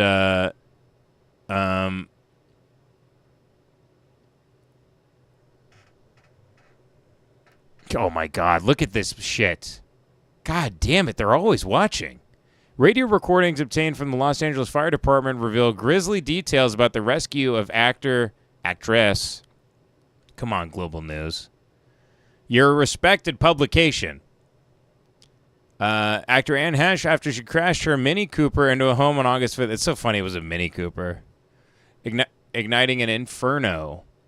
She died from smoke inhalation and burns, according to the coroner's report that ruled her death an accident. Hesh was in a coma for a week before being pronounced brain dead and taken off life support. August 14th, after a compatible organ recipient was found, records obtained by NBC LA revealed that firefighters at the scene of the crash were initially confused about whether there was someone in the car that needed saving. The timestamped recording showed that it took over 45 minutes for Hesh to be rescued from her burning vehicle. It took 20 minutes to access her car and determine someone was inside, another 20 to pull the car out from the burning building to rescue her. Given the heavy fire and smoke conditions, It wasn't that you could clearly see into the vehicle or clearly be able to access it. It was difficult for us to just see each other on the inside of the working structure fire. According to the fire department, Hesh crashed her car into a home in Mar Vista. God, it's a... Hopefully she didn't fucking kill anybody that, cared about being alive. Hopefully she didn't kill a young family that actually likes life. The first fire engine arrived at the scene at 11 a.m.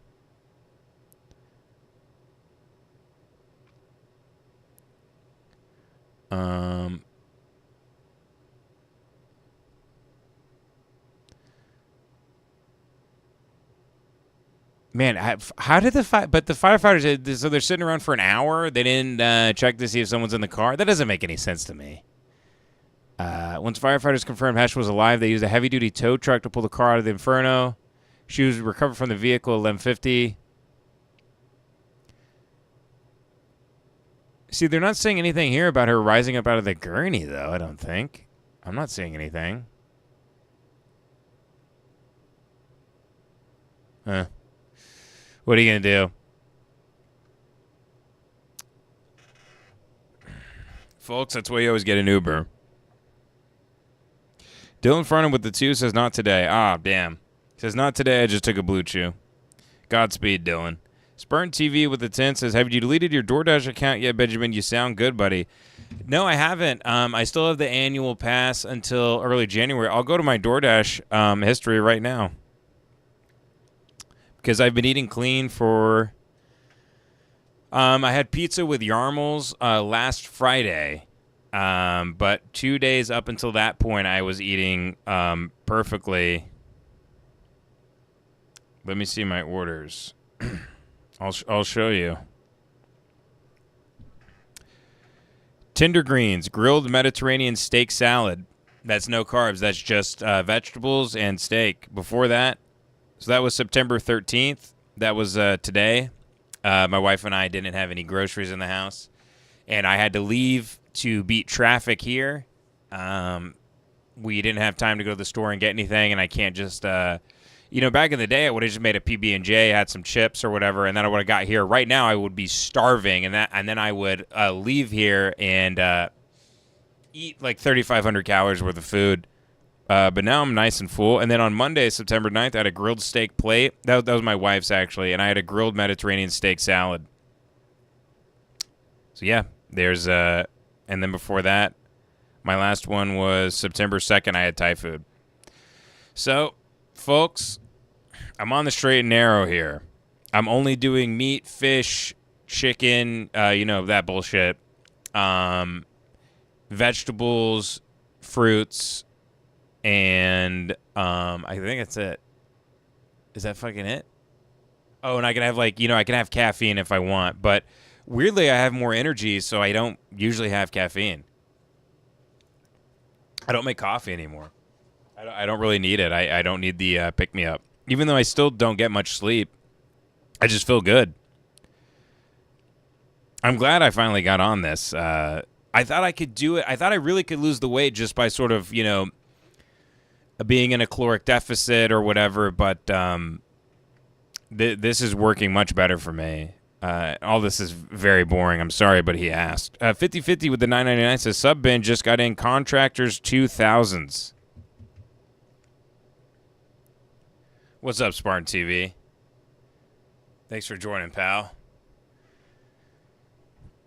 Or was that Spartan TV or was that 50/50? Oh, no. Who just joined? Was it Spartan or 50? No, 50/50. What's up, buddy? Contractors 2000s.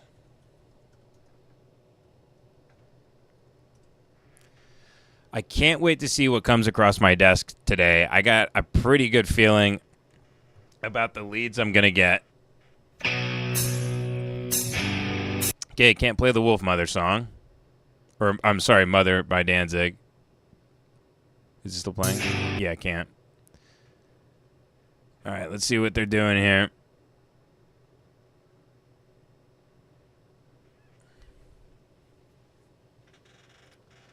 Hell yeah.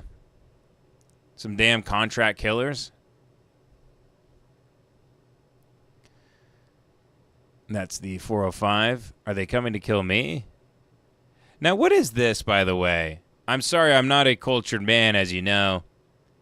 I only read about the these people from afar. Does anyone know why they wear the 99-cent store? It's more of like a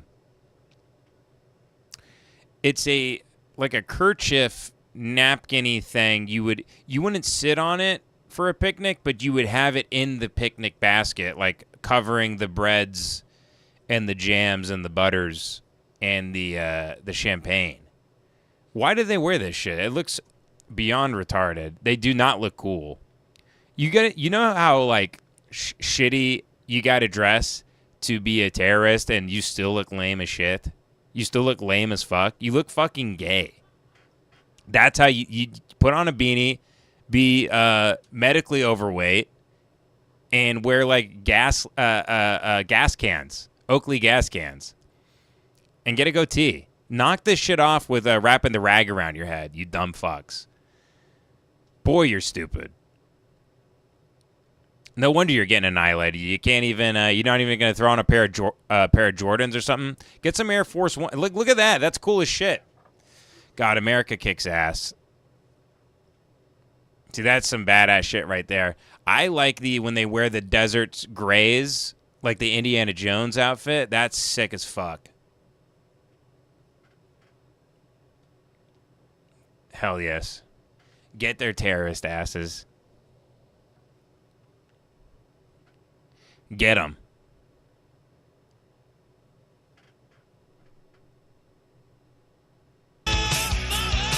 God, it's so much cooler with the song. I wish I could play it.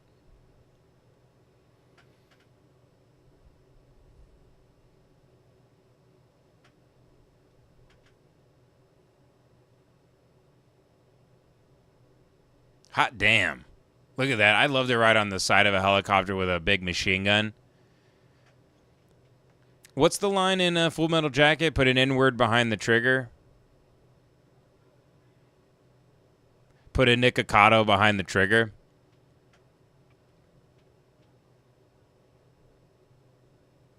I laugh so hard every time that guy says get some in Full Metal Jacket. It's so funny. That guy, the guy who says get some in Full Metal Jacket at the beginning of part 2, the guy in the helicopter mowing everybody down, he was actually supposed to be Arlie Ermey's character, but Arlie Ermey was so good, Kubrick, unfortunately for that guy, he got fucked over pretty good. But, may the best man win. Is what it is. Never be secure in your role. There's always a guy coming up behind you. You kind of have to assume that someone may try to kill you at any moment's notice. You have to assume that these wolves love snacking on sheep. You can't forget that, folks. You got wolves that are snacking on the sheep. And you got to stay hungry. Hungry for the part. These are all John Wayne lyrics from Jump Shot. What an insane video. What insanity. Yeah, meanwhile, by the way, if I watched a video about the Holocaust, I'd be kicked out. You know what I'm saying when I say a video about the Holocaust. If I watch something questioning any sort of mainstream narrative, and not that I agree with those narratives, but if I was watching anything like that, I mean, isn't Alex Jones still not allowed on YouTube? Meanwhile, you can just see body cam footage of guys throwing ninja stars at a 4-year-old's head. I mean, good Lord. I mean, Jesus Christ.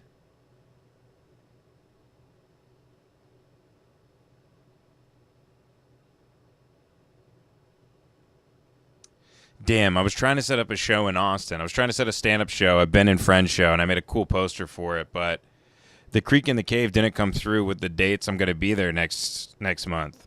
Shit. But then they're like, oh, we can do Sunday at 6 p.m. Fuck, I don't want to do a 6 p.m. show. 6 p.m. stand-up shows are no fun. But they're offering me 10 p.m. the next day, but I have to leave. I have to go up to Dallas. I got to talk to my wife.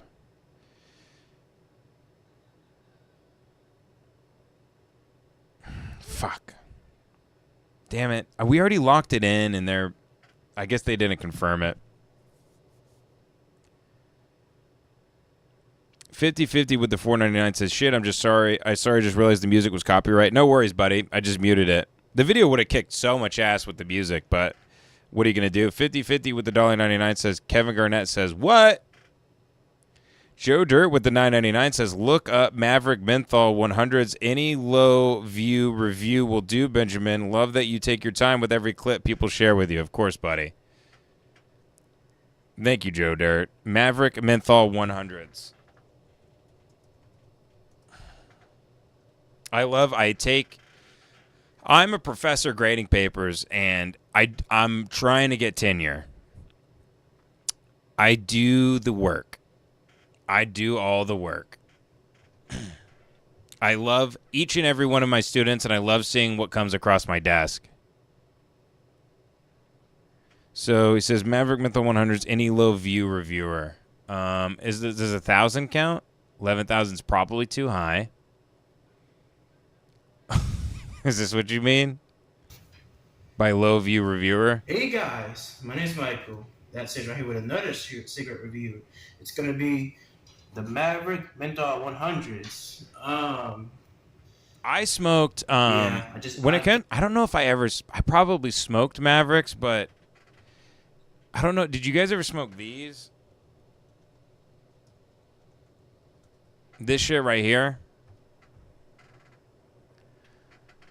I have smoked that shit. And these right here. Especially if you've ever bought a Lucy. Which, I mean, it's not like I was a serf or something. It's not like I was buying Lucy's, but I definitely bought them just to try them sometimes, especially when, I'm digging for change out of my cup holder to get a fucking pack of cigarettes. Basics and Pyramids. I probably smoked Mavericks. I can't remember. I definitely have seen them around. I just don't know if I've taken a puff. But that's okay because we have YouTube, and this young gentleman is going to let us know if they're worth the hype. I got this yesterday, so this is another pack. It's called Maverick, so put it up. Court style filters. I know the filters are This guy's bumming me out. Hello everyone, so I'm very excited for my next review, but not really.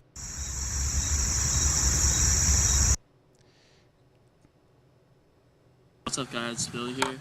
I'm doing a cig review on. We went to his friend's house. He didn't have the number. There we go. So pretty much, we went there. He knocked. He wasn't there. Then we went back. Then he stole a car, so we had to get back at a certain time. So he left us there, and it was freezing out, guys. And and my mom had to pick me up, and she had to get police escorted. Just because she didn't know where the fuck we were in sophomore. So, yeah, it was a fucked up day. But let's get back to the cigarette. Real quick, RWP with the $2 says, why won't YouTube let me send a $10 with YouTube link? Hey, RWP, just send the 10 and then just say check your email or check your Twitter DMs. They don't let you send links.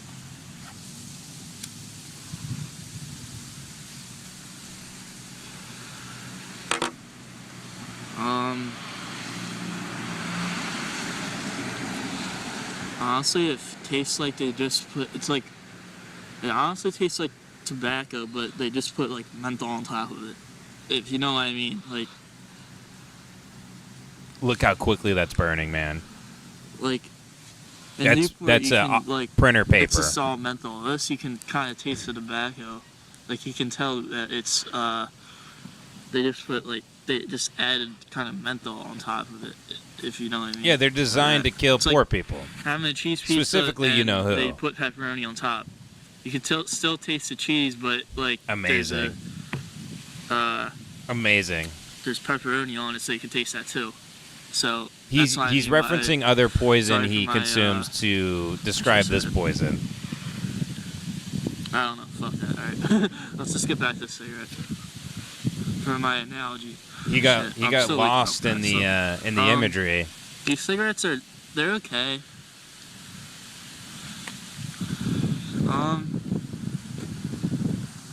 Honestly, they're not like the best because you can when they just add menthol on top, or just add menthol. This guy looks like he dreams in black and white. You know what I mean? This video is very like, who killed Laura Palmer? Like, for these are not, they're like discount. This is footage used in a documentary about a missing person. This is a Dear Zachary fucking video right here. I mean, they're alright. They last pretty long. A good, maybe like 15 hits or whatever. I don't know. Not a big ash. Yeah, so. This is what happens when, because it looks like as a kid, like he had promise, but then he fell out of a tree too many times.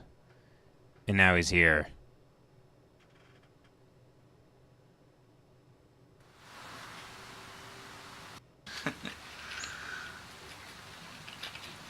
Here, 2 gold bands, and yeah, I got a okay pack job on that right there.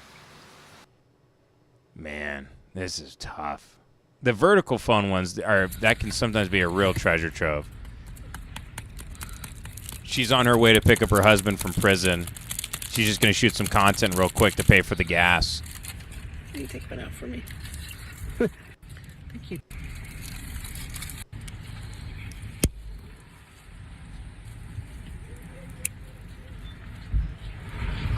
Smoke that shit. Smoke that shit. You know what's stuck in my head is fried chicken. Fry that chicken. Which is not okay, but it is stuck in my head. I'm being transparent with you guys. I taste some info. These people are in a coma. These people are let me describe this to you. They're in a hospital bed. They've been in a coma for years. Somehow they're recording videos and posting them to YouTube. These people have constructed completely false lives for themselves within a dream. Somehow they have internet access and they're posting reviews of cigarettes. None of this seems real to me. It's a bit uncanny, and I kind of want to stay away from it. I feel like I'm digging into the spirit world.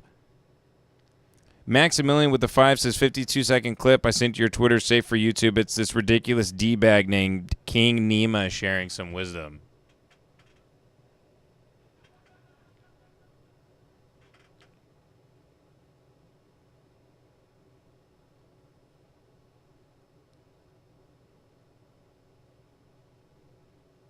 Okay, here we go. I don't know if this is you, Mike E. It's got to be, right? Racism is wrong. It's just pure and evil, wrong. I used to have a roommate, and he kept making Jew jokes at my expense. I got fed up with it, so one day I stole his dog, and I gave it to my friend Tommy Lee, Asian dude, with the hopes he would, make some sort of stew with it. I've seen this. It's we never good. saw that dog again. And that's actually Alpha King rule number 503, which states, don't be a racist. I need to see this book, man. The book? Yeah. Right Oh, okay, yeah. Because how to not be a racism is wrong. It's just pure and evil, wrong. Very good. I used to.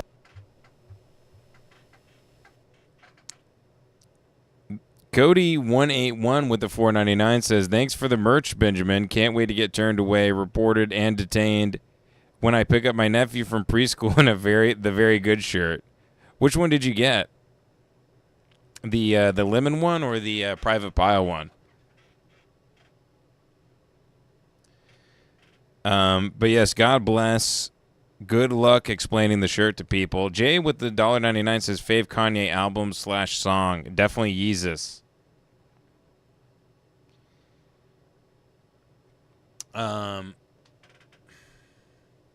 And I would say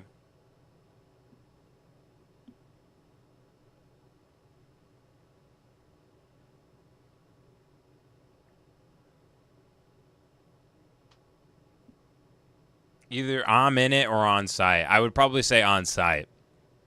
It really, really gets me going. I listen to that album a lot. Kevin Williams with the 10 says search WWV111. How to detect an imposter farmer should be first result. Yeah, Kanye is the fucking truth. He's the shit. I don't care what anybody says about him. I don't care that he's addicted to nitrous and he surrounds himself with pray away the gay guys and Holocaust deniers. He kicks ass to me.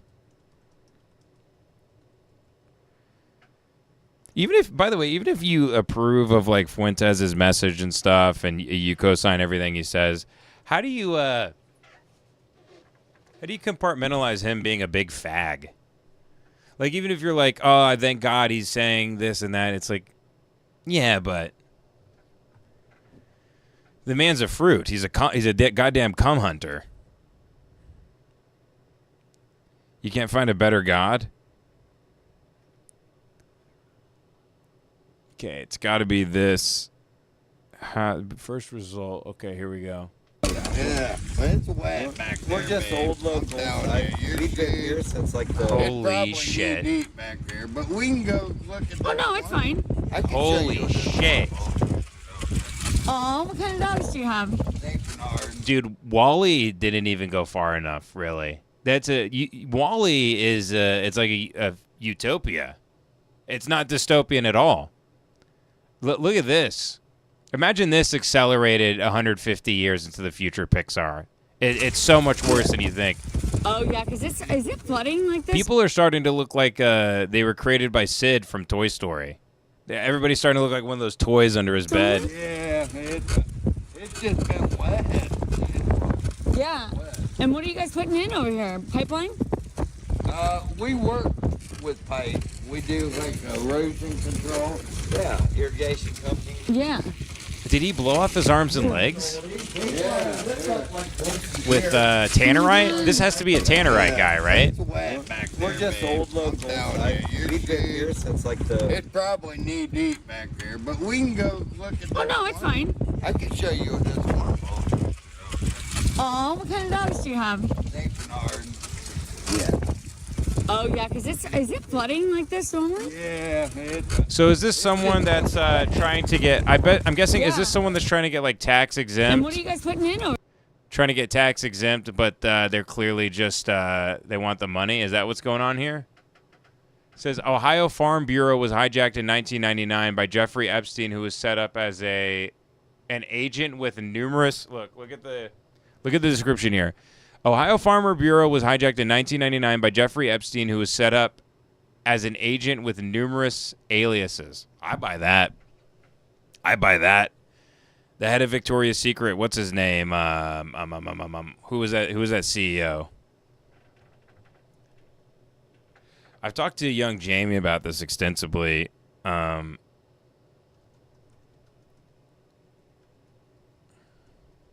don't know why I'm blanking on his name. No, not Hillary Super. Not her.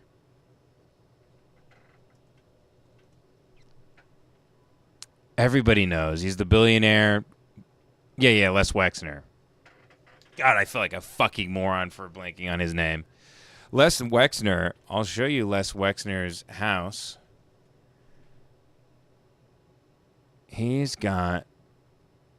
He has tunnels under here. He's conducting human experiments on people. He's in bed with DARPA, and God knows what else is going on under there.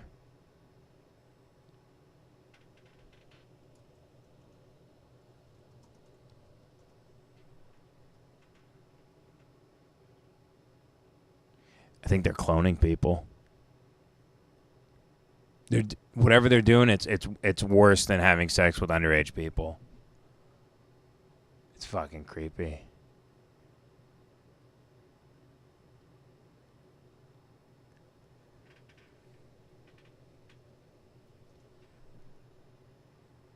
He's a creep.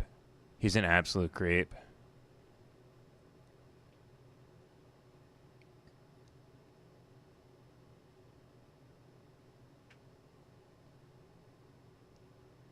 Strange, man.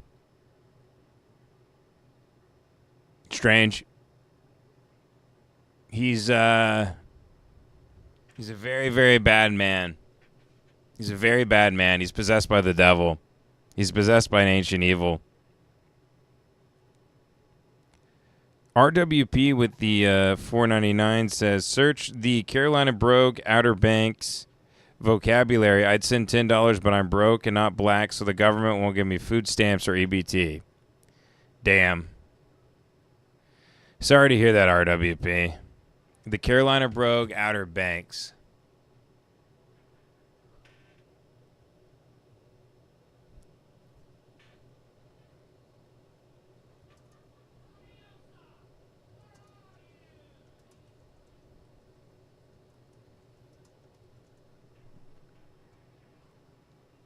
Okay, here we go. The Carolina Brogue Outer Banks. This should be fun.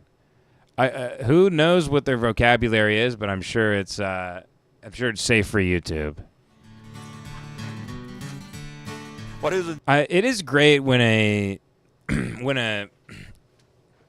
race of people, their English is so poor, you can't even get mad at them for saying the N-word because you don't know when they're saying it. Dingbatter. They're speaking in Pig Latin.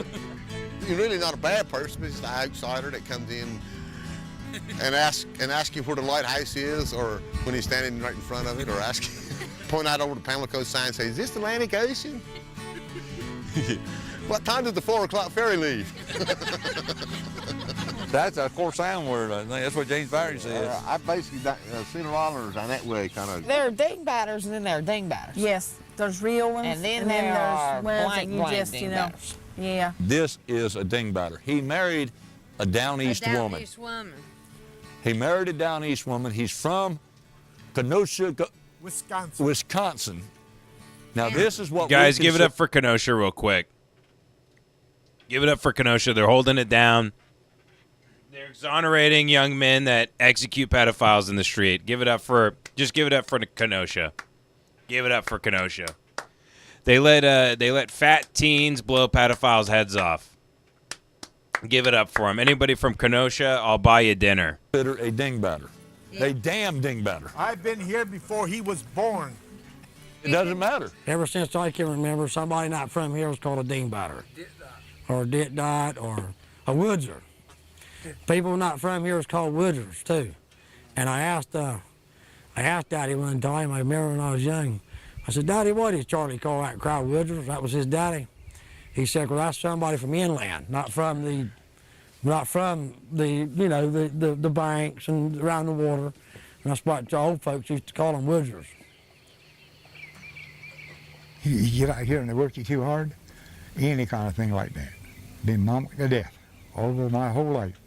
I use it all the time. That's just about as bad as it can get. To be mamacked is just about as bad as it can get. It means to shred or tear apart, to just no other word for it except mama. You've been mamacked, I mean, you've been shrimping all night, you're tired, you're wet. Big you're shrimping. Hungry. You've just been shredded to pieces all night. You have been mamacked. You know what I need to learn how to do on these shows, by the way, is so I can go longer. I know Red Bar has intermissions where you can go, take a piss, get out of the studio lights for a second. I don't want to rip off Red Bar's thing, but being under lights this long, I definitely need to get sunglasses. You guys know what I want to get? I want to get the I want to get these.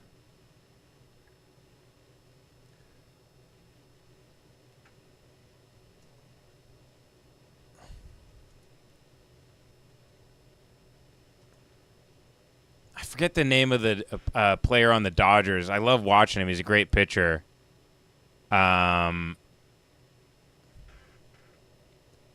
Who is the fucking Dodgers pitcher that wears them? Dodgers pitchers. Oh, with glasses. Here we go. Yeah, this is what people search all the time. This is my shit right here. This is how I got to start looking when I do the. I'm gonna start doing stand up with these glasses. There's also a white guy that looks badass as shit. Here, right? Yeah, Joe Kelly. Joe Kelly. Oh, I love Joe Kelly. Where's his picture? Fuck you.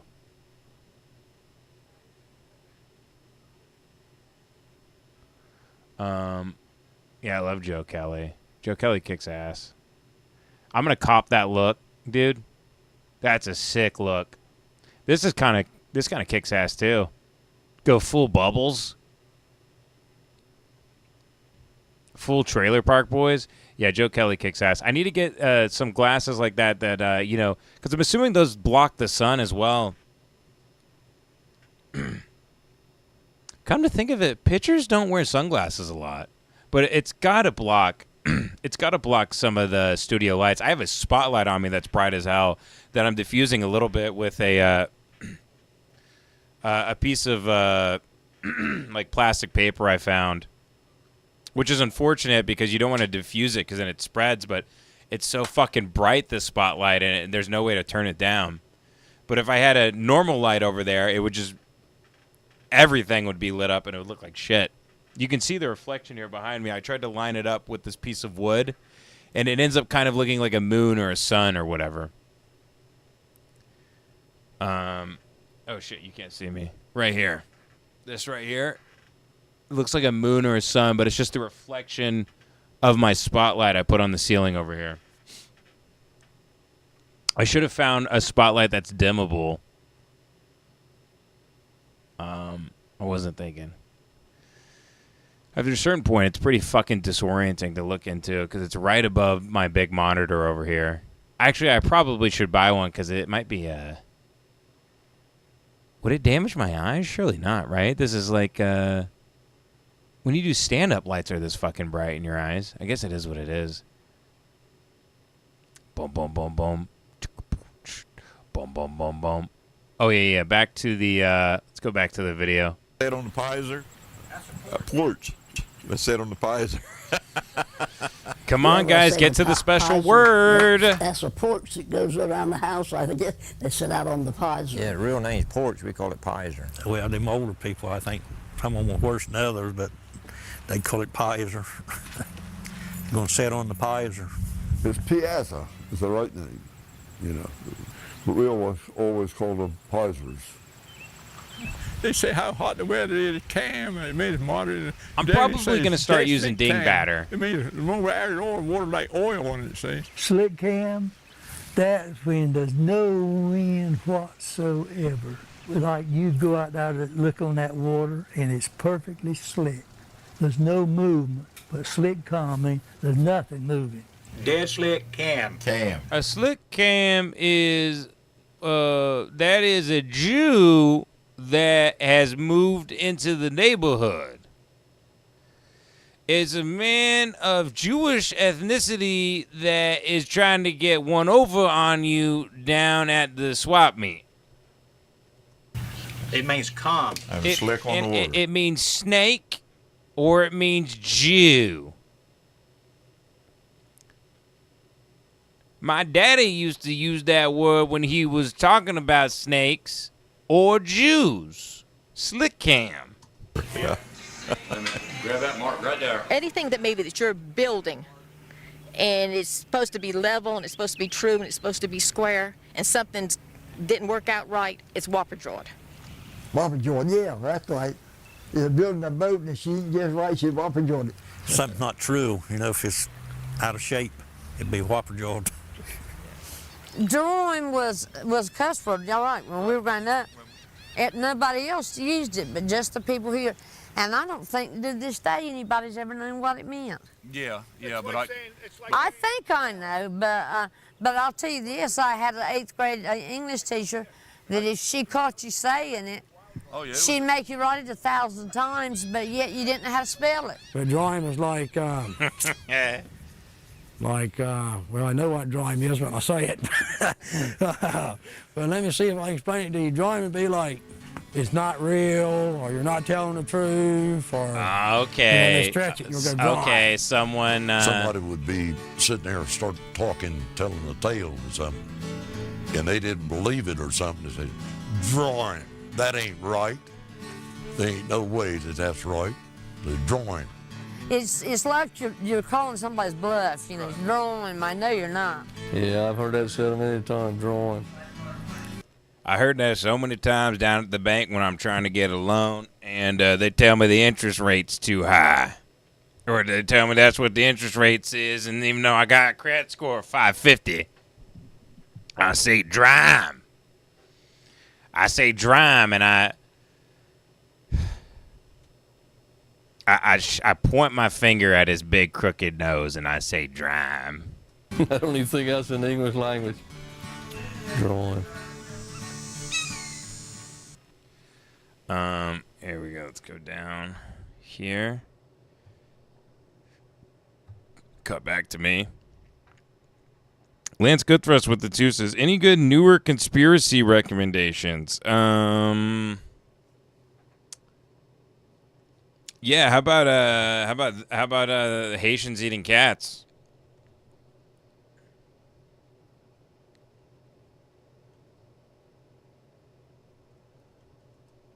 You know why we don't have any respect for Haitians, by the way? It is a phonetic thing.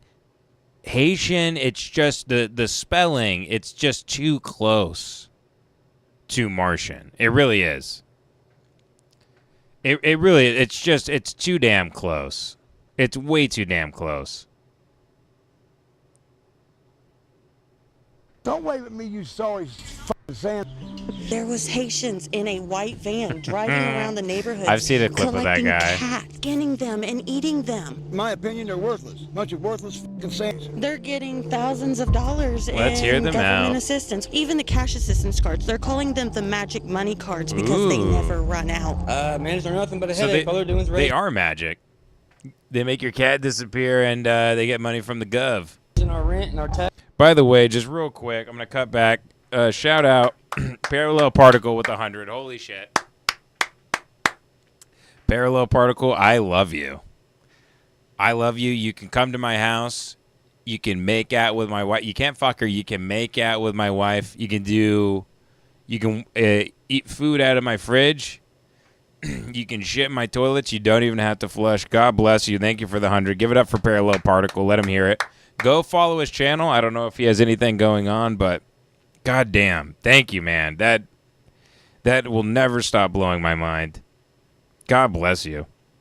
Taxes and wrecking vehicles. Everybody wants to make this into a race issue. It's not a race issue. It's culture. It's accountability. Now back to the racism. Respect. Since June, they took me off of, I'm a vet. They took me off of the disability. You're a veteran and you're competing with some of the resources they're getting and just came in here? Yeah. I need some solutions. I'm losing my mind. This is Springfield, Ohio. What was once a small town in Ohio, home to roughly 60,000 working-class Americans, until 20,000 plus Haitian immigrants flooded into town with rumors of them eating the neighbors' cats and local geese. What did you do? Why'd you kill the cat? Did you eat that cat? Did you eat it? No, why'd you kill it?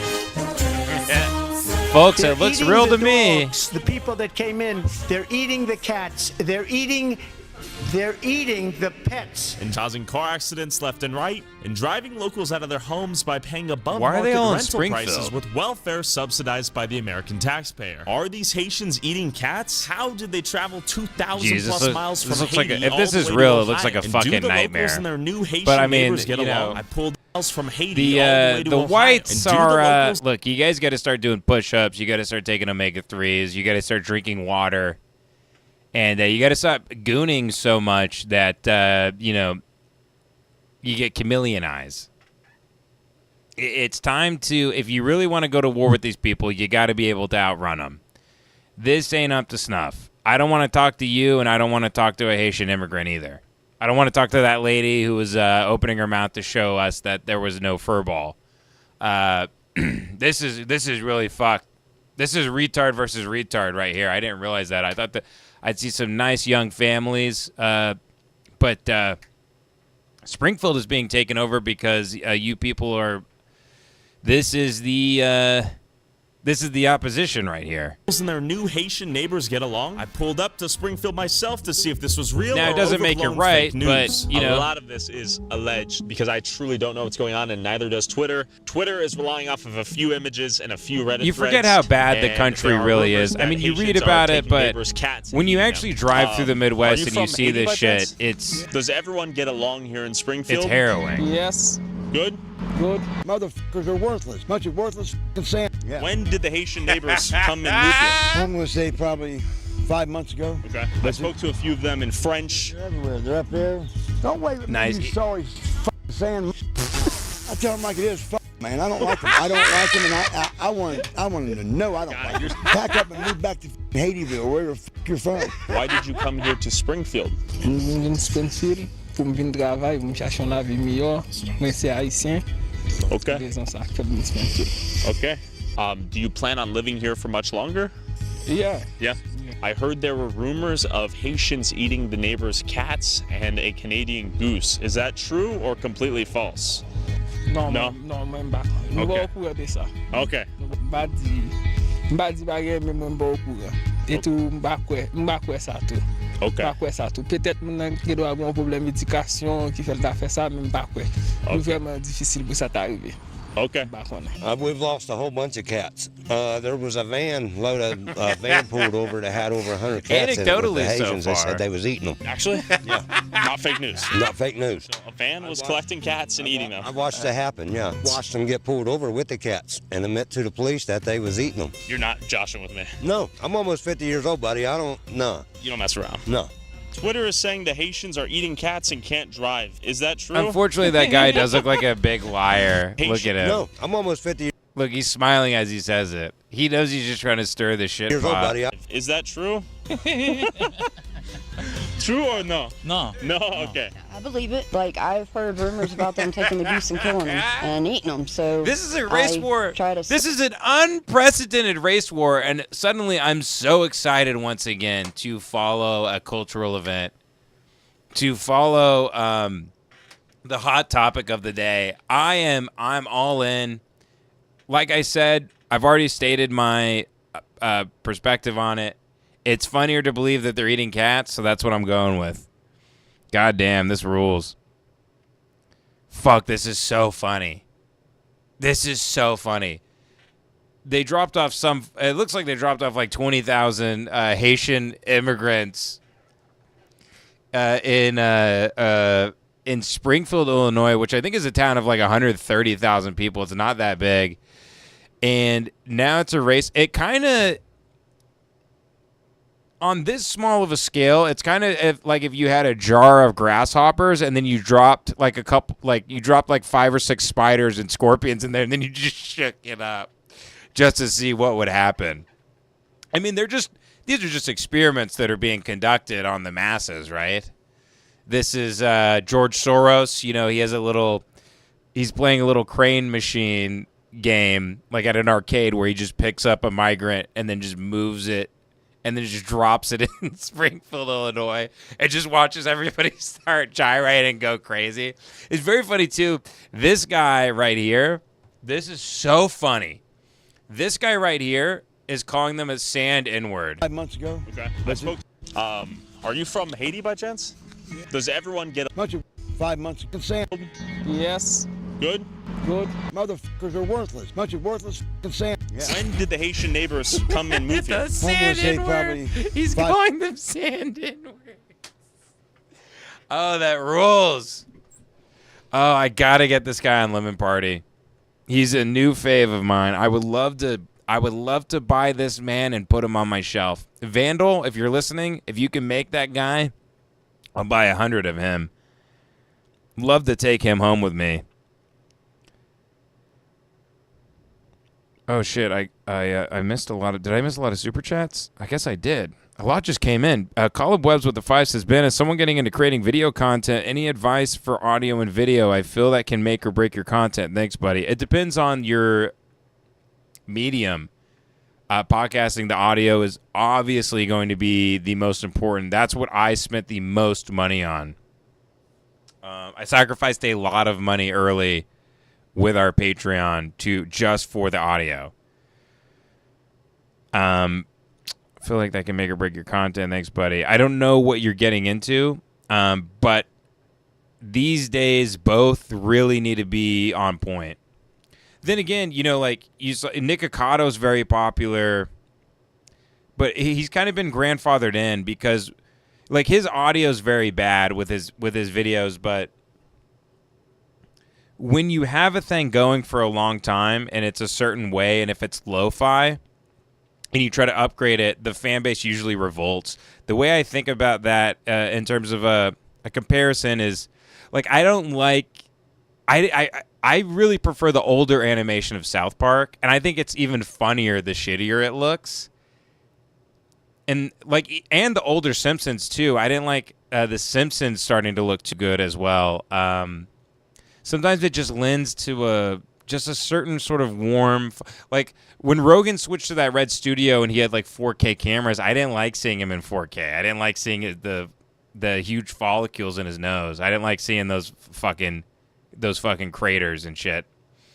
I like seeing that lo-fi, 720p bullshit through a digital camera and no lighting whatsoever. So it really depends on what you're exactly going for, buddy. If you elaborate, I'd love to comment more on that, though. Adam Way with the 10 says, like, in terms of what you're trying to do. Adam Way with the 10 says, watch History of Central Banking and the Enslavement of Mankind by Stephen Goodson. Start at 7:05. I'm gay. Buddy, say less. Hey, buddy, you could have stopped at I'm. It's the Lemon Party live stream. You could have stopped at I'm. We know what the next word is. We know what's coming. Enslavement of Mankind by Stephen Goodson. I wonder what... I'm going to do the Rizzler face. I wonder what this video could be about. I'm sure it's educational. History of Central Banking and the Enslavement of... Okay, 7:05.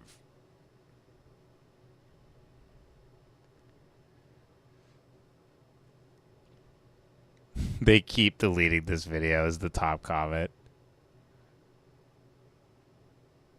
As a community, they lived separately in apartments. They governed themselves according to their own laws and were exempt from military service. In 139 BC, the Jews, who were not Roman citizens, were expelled by Praetor Hispanus for proselytizing, but they soon returned. In 19 AD, by means of a Senatus Consultum, Emperor Tiberius expelled 4,000 Jews who had been involved in various scandals, but none of these expulsions was properly enforced, and their continued presence, in particular as usurers, would play a significant role in the decline and collapse of the Roman Empire. Julius Caesar. Julius Caesar, 100 to 44 BC, was born into an aristocratic family on July 12th, 100 I'm assuming BC. that's all he wanted tall us and to see. fair-headed and practiced briefly as a lawyer before becoming a brilliant military commander who conquered... Guys, give it up for Adam Way. Give it up for Adam Way. I'm assuming he that's kind of where he wanted to stop. Let me know if that's where you wanted me to stop, Adam Way. I'm sure that's all you wanted to share, for sure. Also, if this video is constantly getting deleted on YouTube, I don't know how much of it I really want to play. But buddy, I think we got the message loud and clear. Thanks for that, because I love that the streams can be educational too. I love that we can shine a light in the darkest of places. Places that are dark as tunnels under New York City. Jaron Contreras with the $4.99 says, will Joey LaFleur be representing LP in court if Ye, formerly known as Kanye West, sues for the bootleg Yeezus Lemon Party merch? Oh, I would trust. If anyone can pull a My Cousin Vinny, it's Joey LaFleur. This is a lawyer. He's willing to take his shirt off and flex, and he's not afraid to intimidate the jury, which I know is it's not customary, it's not routine. But when Joey steps in the court, he calls it the ring. He doesn't call it the court. When he steps in the ring and he flexes and he goes into character, the jury shudders. They want to end the case as fast as they can, and give that man whatever he wants. Joey could get me off for anything. We just got to get him to pass the bar. Bus Cole with the $9.99. Thank you, buddy. God bless you. Blessings and peace unto Bus Cole. I love that name. One of my favorite usernames. God bless you, buddy. Thanks for the $9.99. Base Native with the Canadian 279 says Haitians have a history of overthrowing white people. Didn't know that, Base Native. By the way, just want to point out this is a Native American that just commented this. He's living in Canada. He only has Canadian money. He has an ass pocket full of whiskey and access to some sort of reparations fund that he donates to the live streams daily. Grant Gillimet with the Canadian $13.99 says, I was trying to buy merch, but it only shows USA and not international Canada. Maybe it's a bug issue.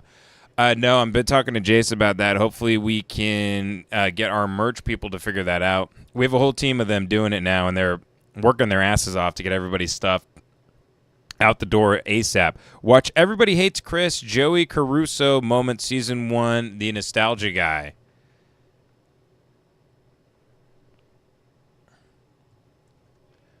I loved the show Everybody Hates Chris. I vaguely remember it as a kid, but it really made me laugh. And Moments Season 1. The Nostalgia Guy. Oh, here we go.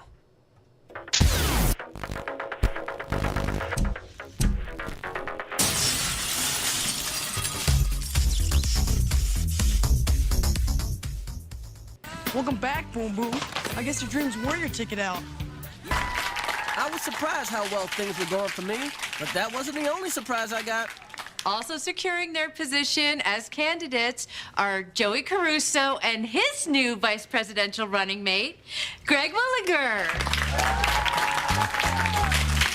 What's the matter, McAdoo? Thought you were the only one who knew how to balance a ticket? I thought I would be nervous when I got in front of that audience, but for the first time, I had more confidence than ever. Hey, forgot how racist this show is. That's all right. Because after this, you're the one that's going to be singing. These are the breaks. Break it up, break down. All right, everybody, take your seats. We will now begin our town hall meeting so you can get to know the candidates. Let's have the first question from Mr. Caruso. Yes? If you were elected, what flavor would you pick for the cafeteria Jell-O? Grape. Grape today, grape tomorrow, grape forever. Wait, hold on. I'm sorry. You said season 1. I accidentally clicked season 2. Guys? Sorry. I saw the Nostalgia Guy right here, so that's why I clicked it. This is also the Nostalgia Guy. This is still Joey Caruso Moments, right? Moments season 1, the Nostalgia Guy. Okay. My mistake. That's Joey Caruso, a little thug with a big chip on his shoulder. You know, I managed to avoid him before I wore these shoes. Nice shoes, Bojangles. Bojangles? That's not what your mother called me when I was tap dancing in the drawers last night. Very good. I know you think I'm crazy, but if I let him get away with that, he'd be doing it all year. Now, I couldn't beat him, but I thought maybe I could out-black him. What? Did I stutter? Do you know who I am? You step on my shoe again, I'm gonna tell you who I am. I don't play that. I'm from Bed-Stuy, boy. I'll bring half of Marcy up in here. I will beat your butt so bad, you're gonna need crutches in your sleep. Hey, this might work. You know what else I'm gonna do? What's your name? Chris. I'm Dr. Raymond, your new principal. Now get off my feet. That's funny? That's not funny. What's your name, son? Caruso. Pick yourself up next time you come to my school. Even though Caruso was messing with me, getting embarrassed made him even madder. So you know what's coming next. This isn't over, nigger. Oh, jeez. Oh, he got away with calling me nigger that day. But later in life, he said it at a DMX concert and almost got stomped to death. Oh, Jesus Christ.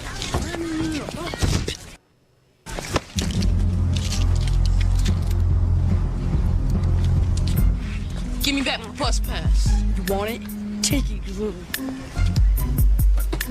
Did they only let him say it?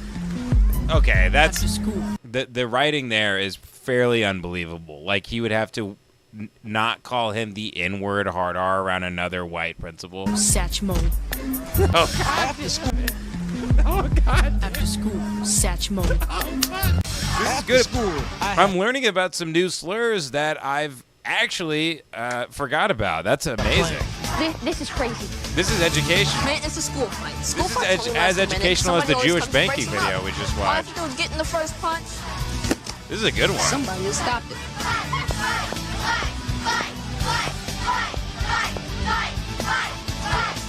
Wait for cornbread. This should be over any minute.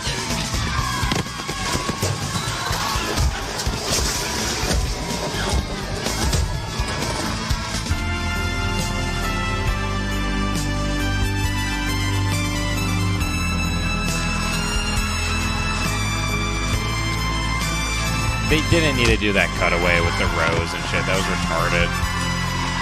Somebody gotta stop this. Oh, I can't wait to see what this cop's gonna do. Oh, the cop didn't do anything? After giving I guess me a that was the beatdown bit. in front of everybody in school, Poorly shot and Caruso got a executed. warning. If I see you within 10 feet of him, you, young man, will be back in detention. So for a few days, Caruso left me alone. And Greg figured if he stuck close enough, Caruso would be off his ass too.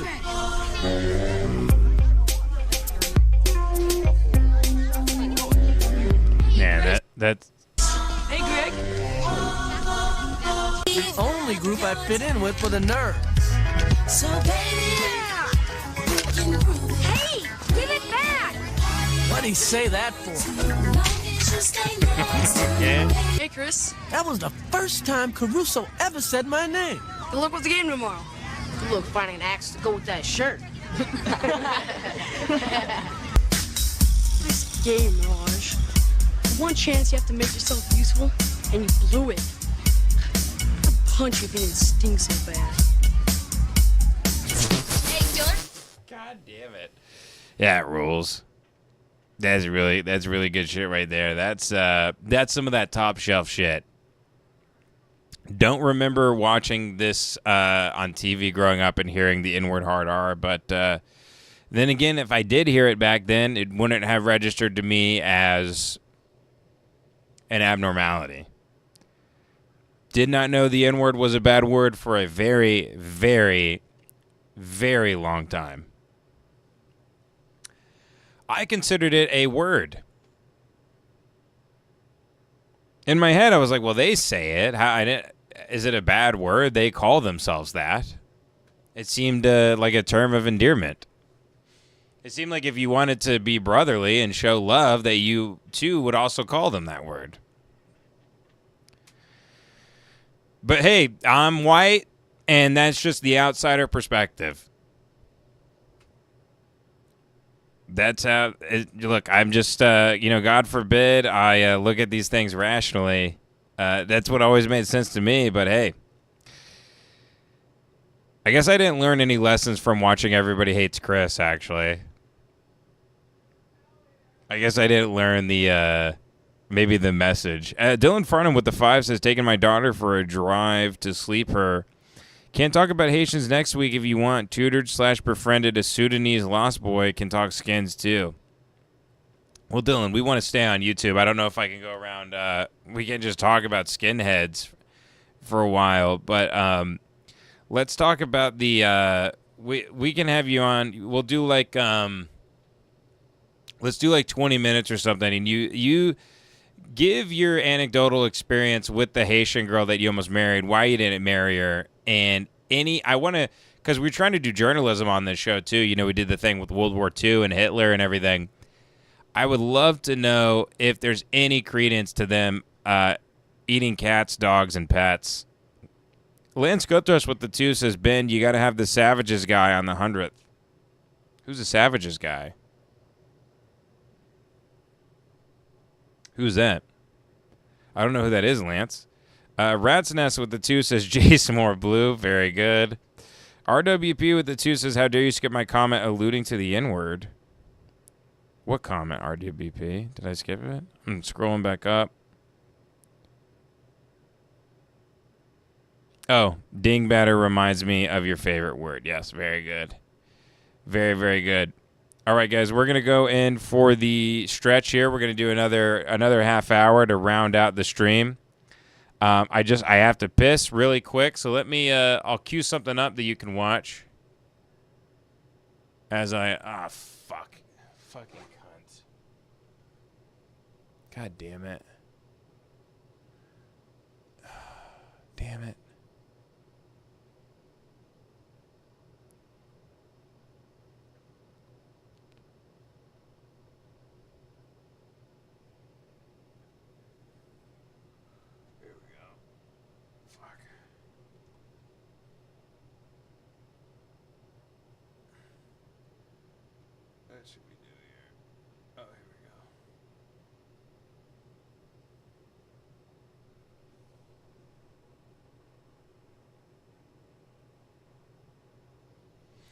And we're back. All right. Sorry about that.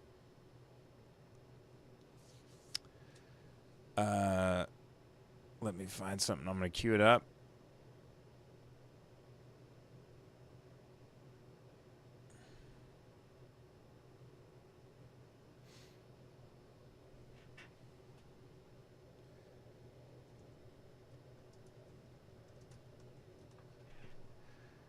Yeah, we're gonna go back to this because this shit is good. This shit's good as If they're fuck. going to come in, they should be legal and not illegal. And I don't see why they're giving them all this money. Leave Haiti. To find affordable housing. Are they driving the housing costs up around here? Yeah, like nobody. Big time? Yeah, like. What are we talking? Okay. Honestly, in my opinion, it'll be a surprise if I don't get kicked out so they can boost up the rate on this place. They'll probably fix it. I see. Get it where it's looking better and boost the rate up on it. They pay $1,200 a month. How much money does the government give you per month? Pero el first time me doy como primera vez te pusieron como 500, segunda 300. Okay. ¿Cuántos Haitians vive aquí en las 2 años? No tengo un mensual, pero yo nuevo por ahí. Okay. ¿De dónde eres? En Haití. Haiti? Sí. ¿Cuántos meses vive aquí? Tengo 2 meses. ¿Dos? Sí. Did anyone tell you to come here to Springfield, Ohio? Sí. Did a friend tell you to come move here for a job? How did you learn about Springfield? Yo tengo mi padres por ahí. Okay. How much is it to rent an apartment here in Springfield? How much do you pay for rent? Pero todavía yo no pagué, pero yo vivo con mi padre, mensual cada mes 700. Is anyone eating cats out here? No. Okay. Falso. Falso. Falso información. Okay. Do you know many other Haitians here? Yes. Yeah? Big community? Yes. Yes? Okay. And why are so many Haitians coming here to Springfield in particular? Neighbors' That cats. cat looks fine. Oh. No? Información falso? Okay. Do they not I gotta be honest, the Haitians are no fun to talk to. I can see why the people don't like them. They don't say anything inflammatory or insane. They don't make wild accusations. They actually kind of look mild-mannered and hardworking in this video, and I just I like what the Haitians. I always know what they're about to say. The white people, I have no idea. Waves of immigrants, and then look at it. Take care of. It's so much more interesting. He's chilling, not eating. It's ridiculous. They can't even take care of the American citizens before they're bringing in waves and waves of immigrants. And then look at it. There's so many people, veterans, mostly white people that are homeless, living on the streets, has nothing to eat. But these people have brand new houses, brand new cars. I'm having a By the way, I want to say something real quick. You don't have to give a shit. You don't have to give a flying fuck about the homeless to give a shit about this bullshit. You don't even play that card about how there's. Don't even play that card. You don't have to give a shit about that. It's still, regardless of whether or not we ever take care of homeless people in America, which we never will.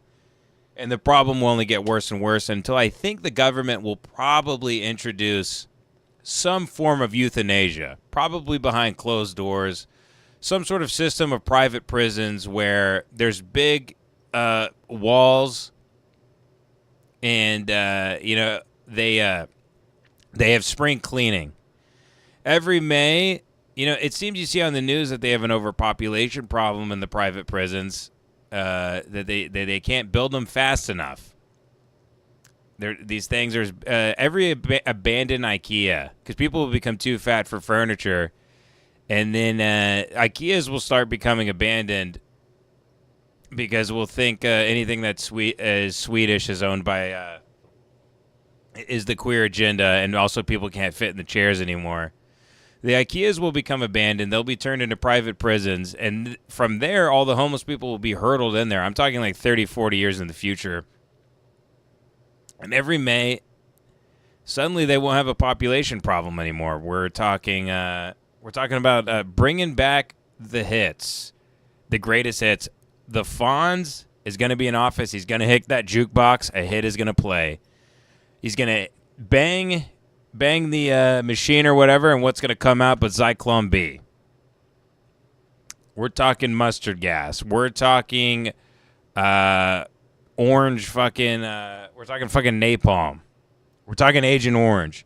We're going to bring out all the classics, and we are going to deal with this problem in a humane way. You don't have to give a fuck.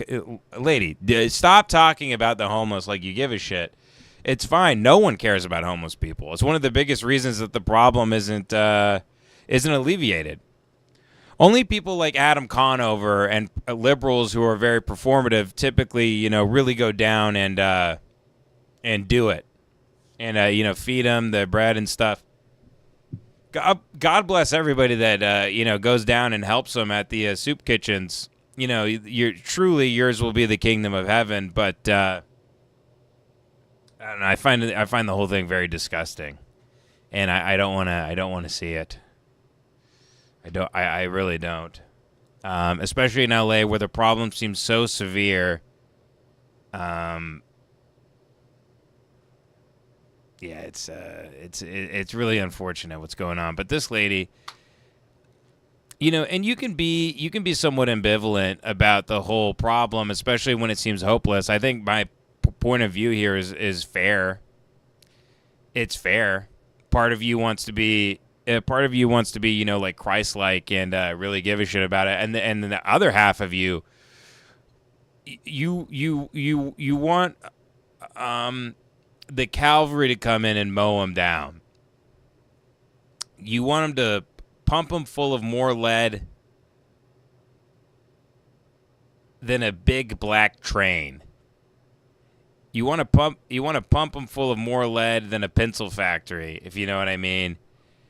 Those, you can hold both of those ideas.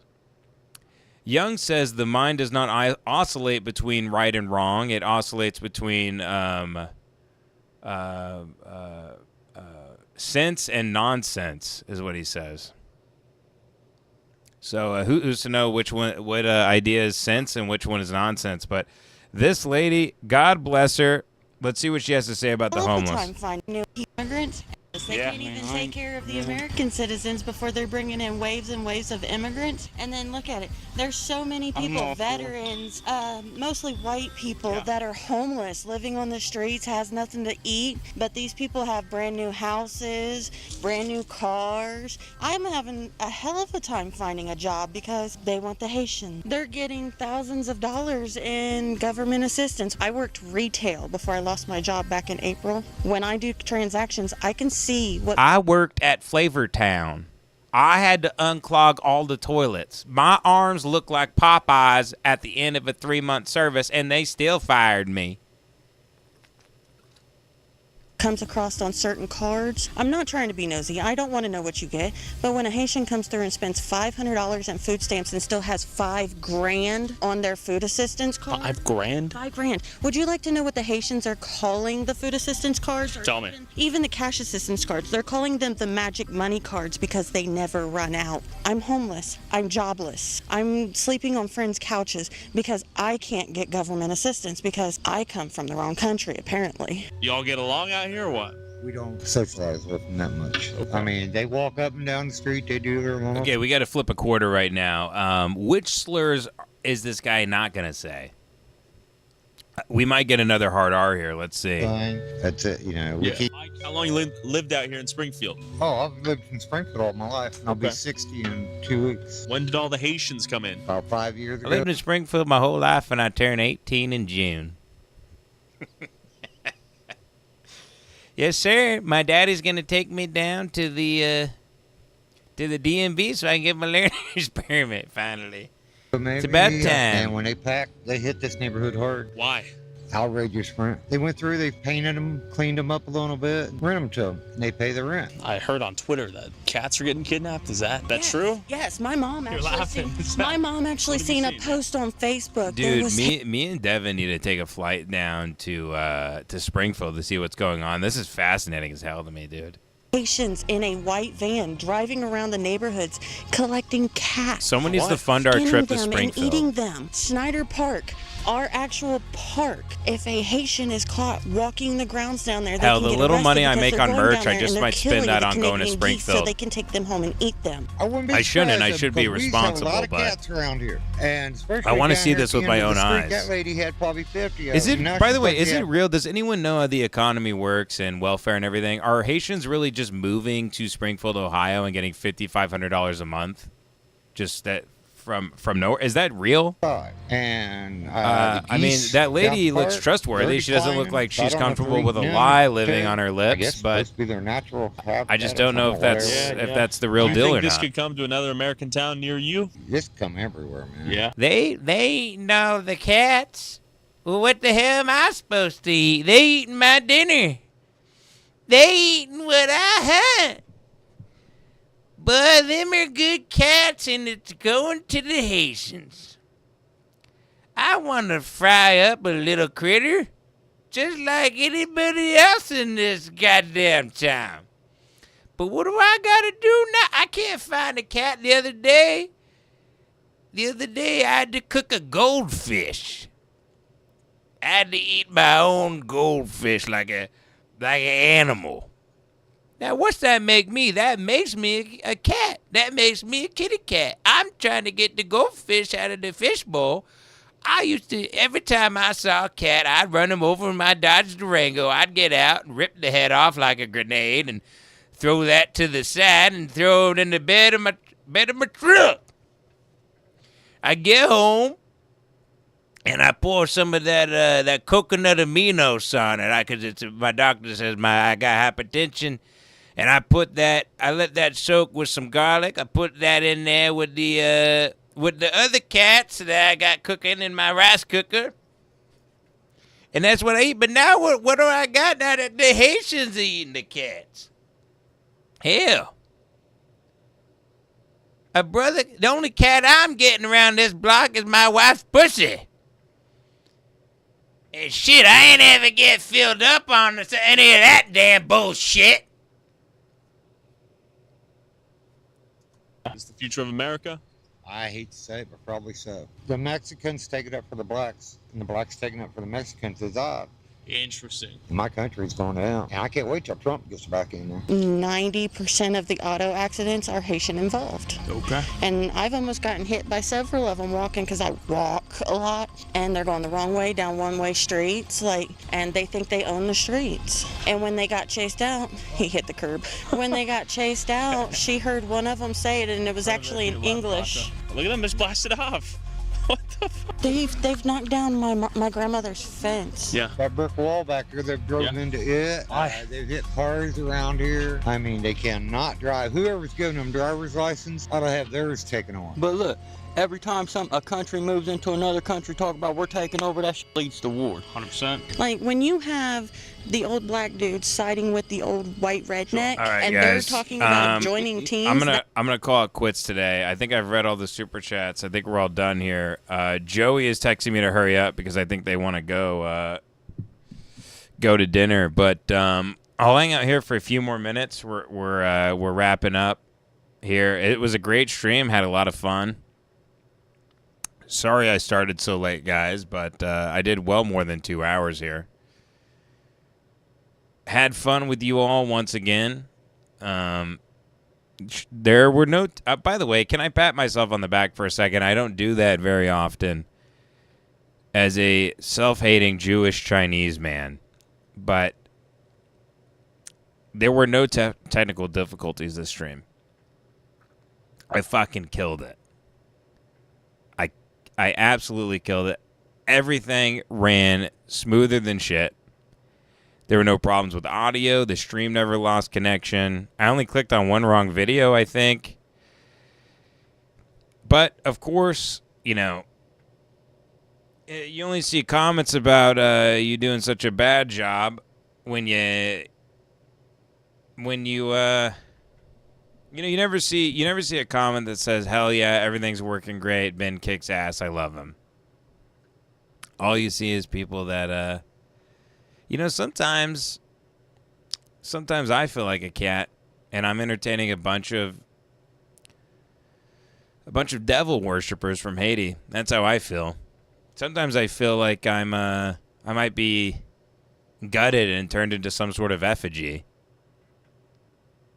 and burned in the back of a bodega. But this is life, perhaps. I didn't think that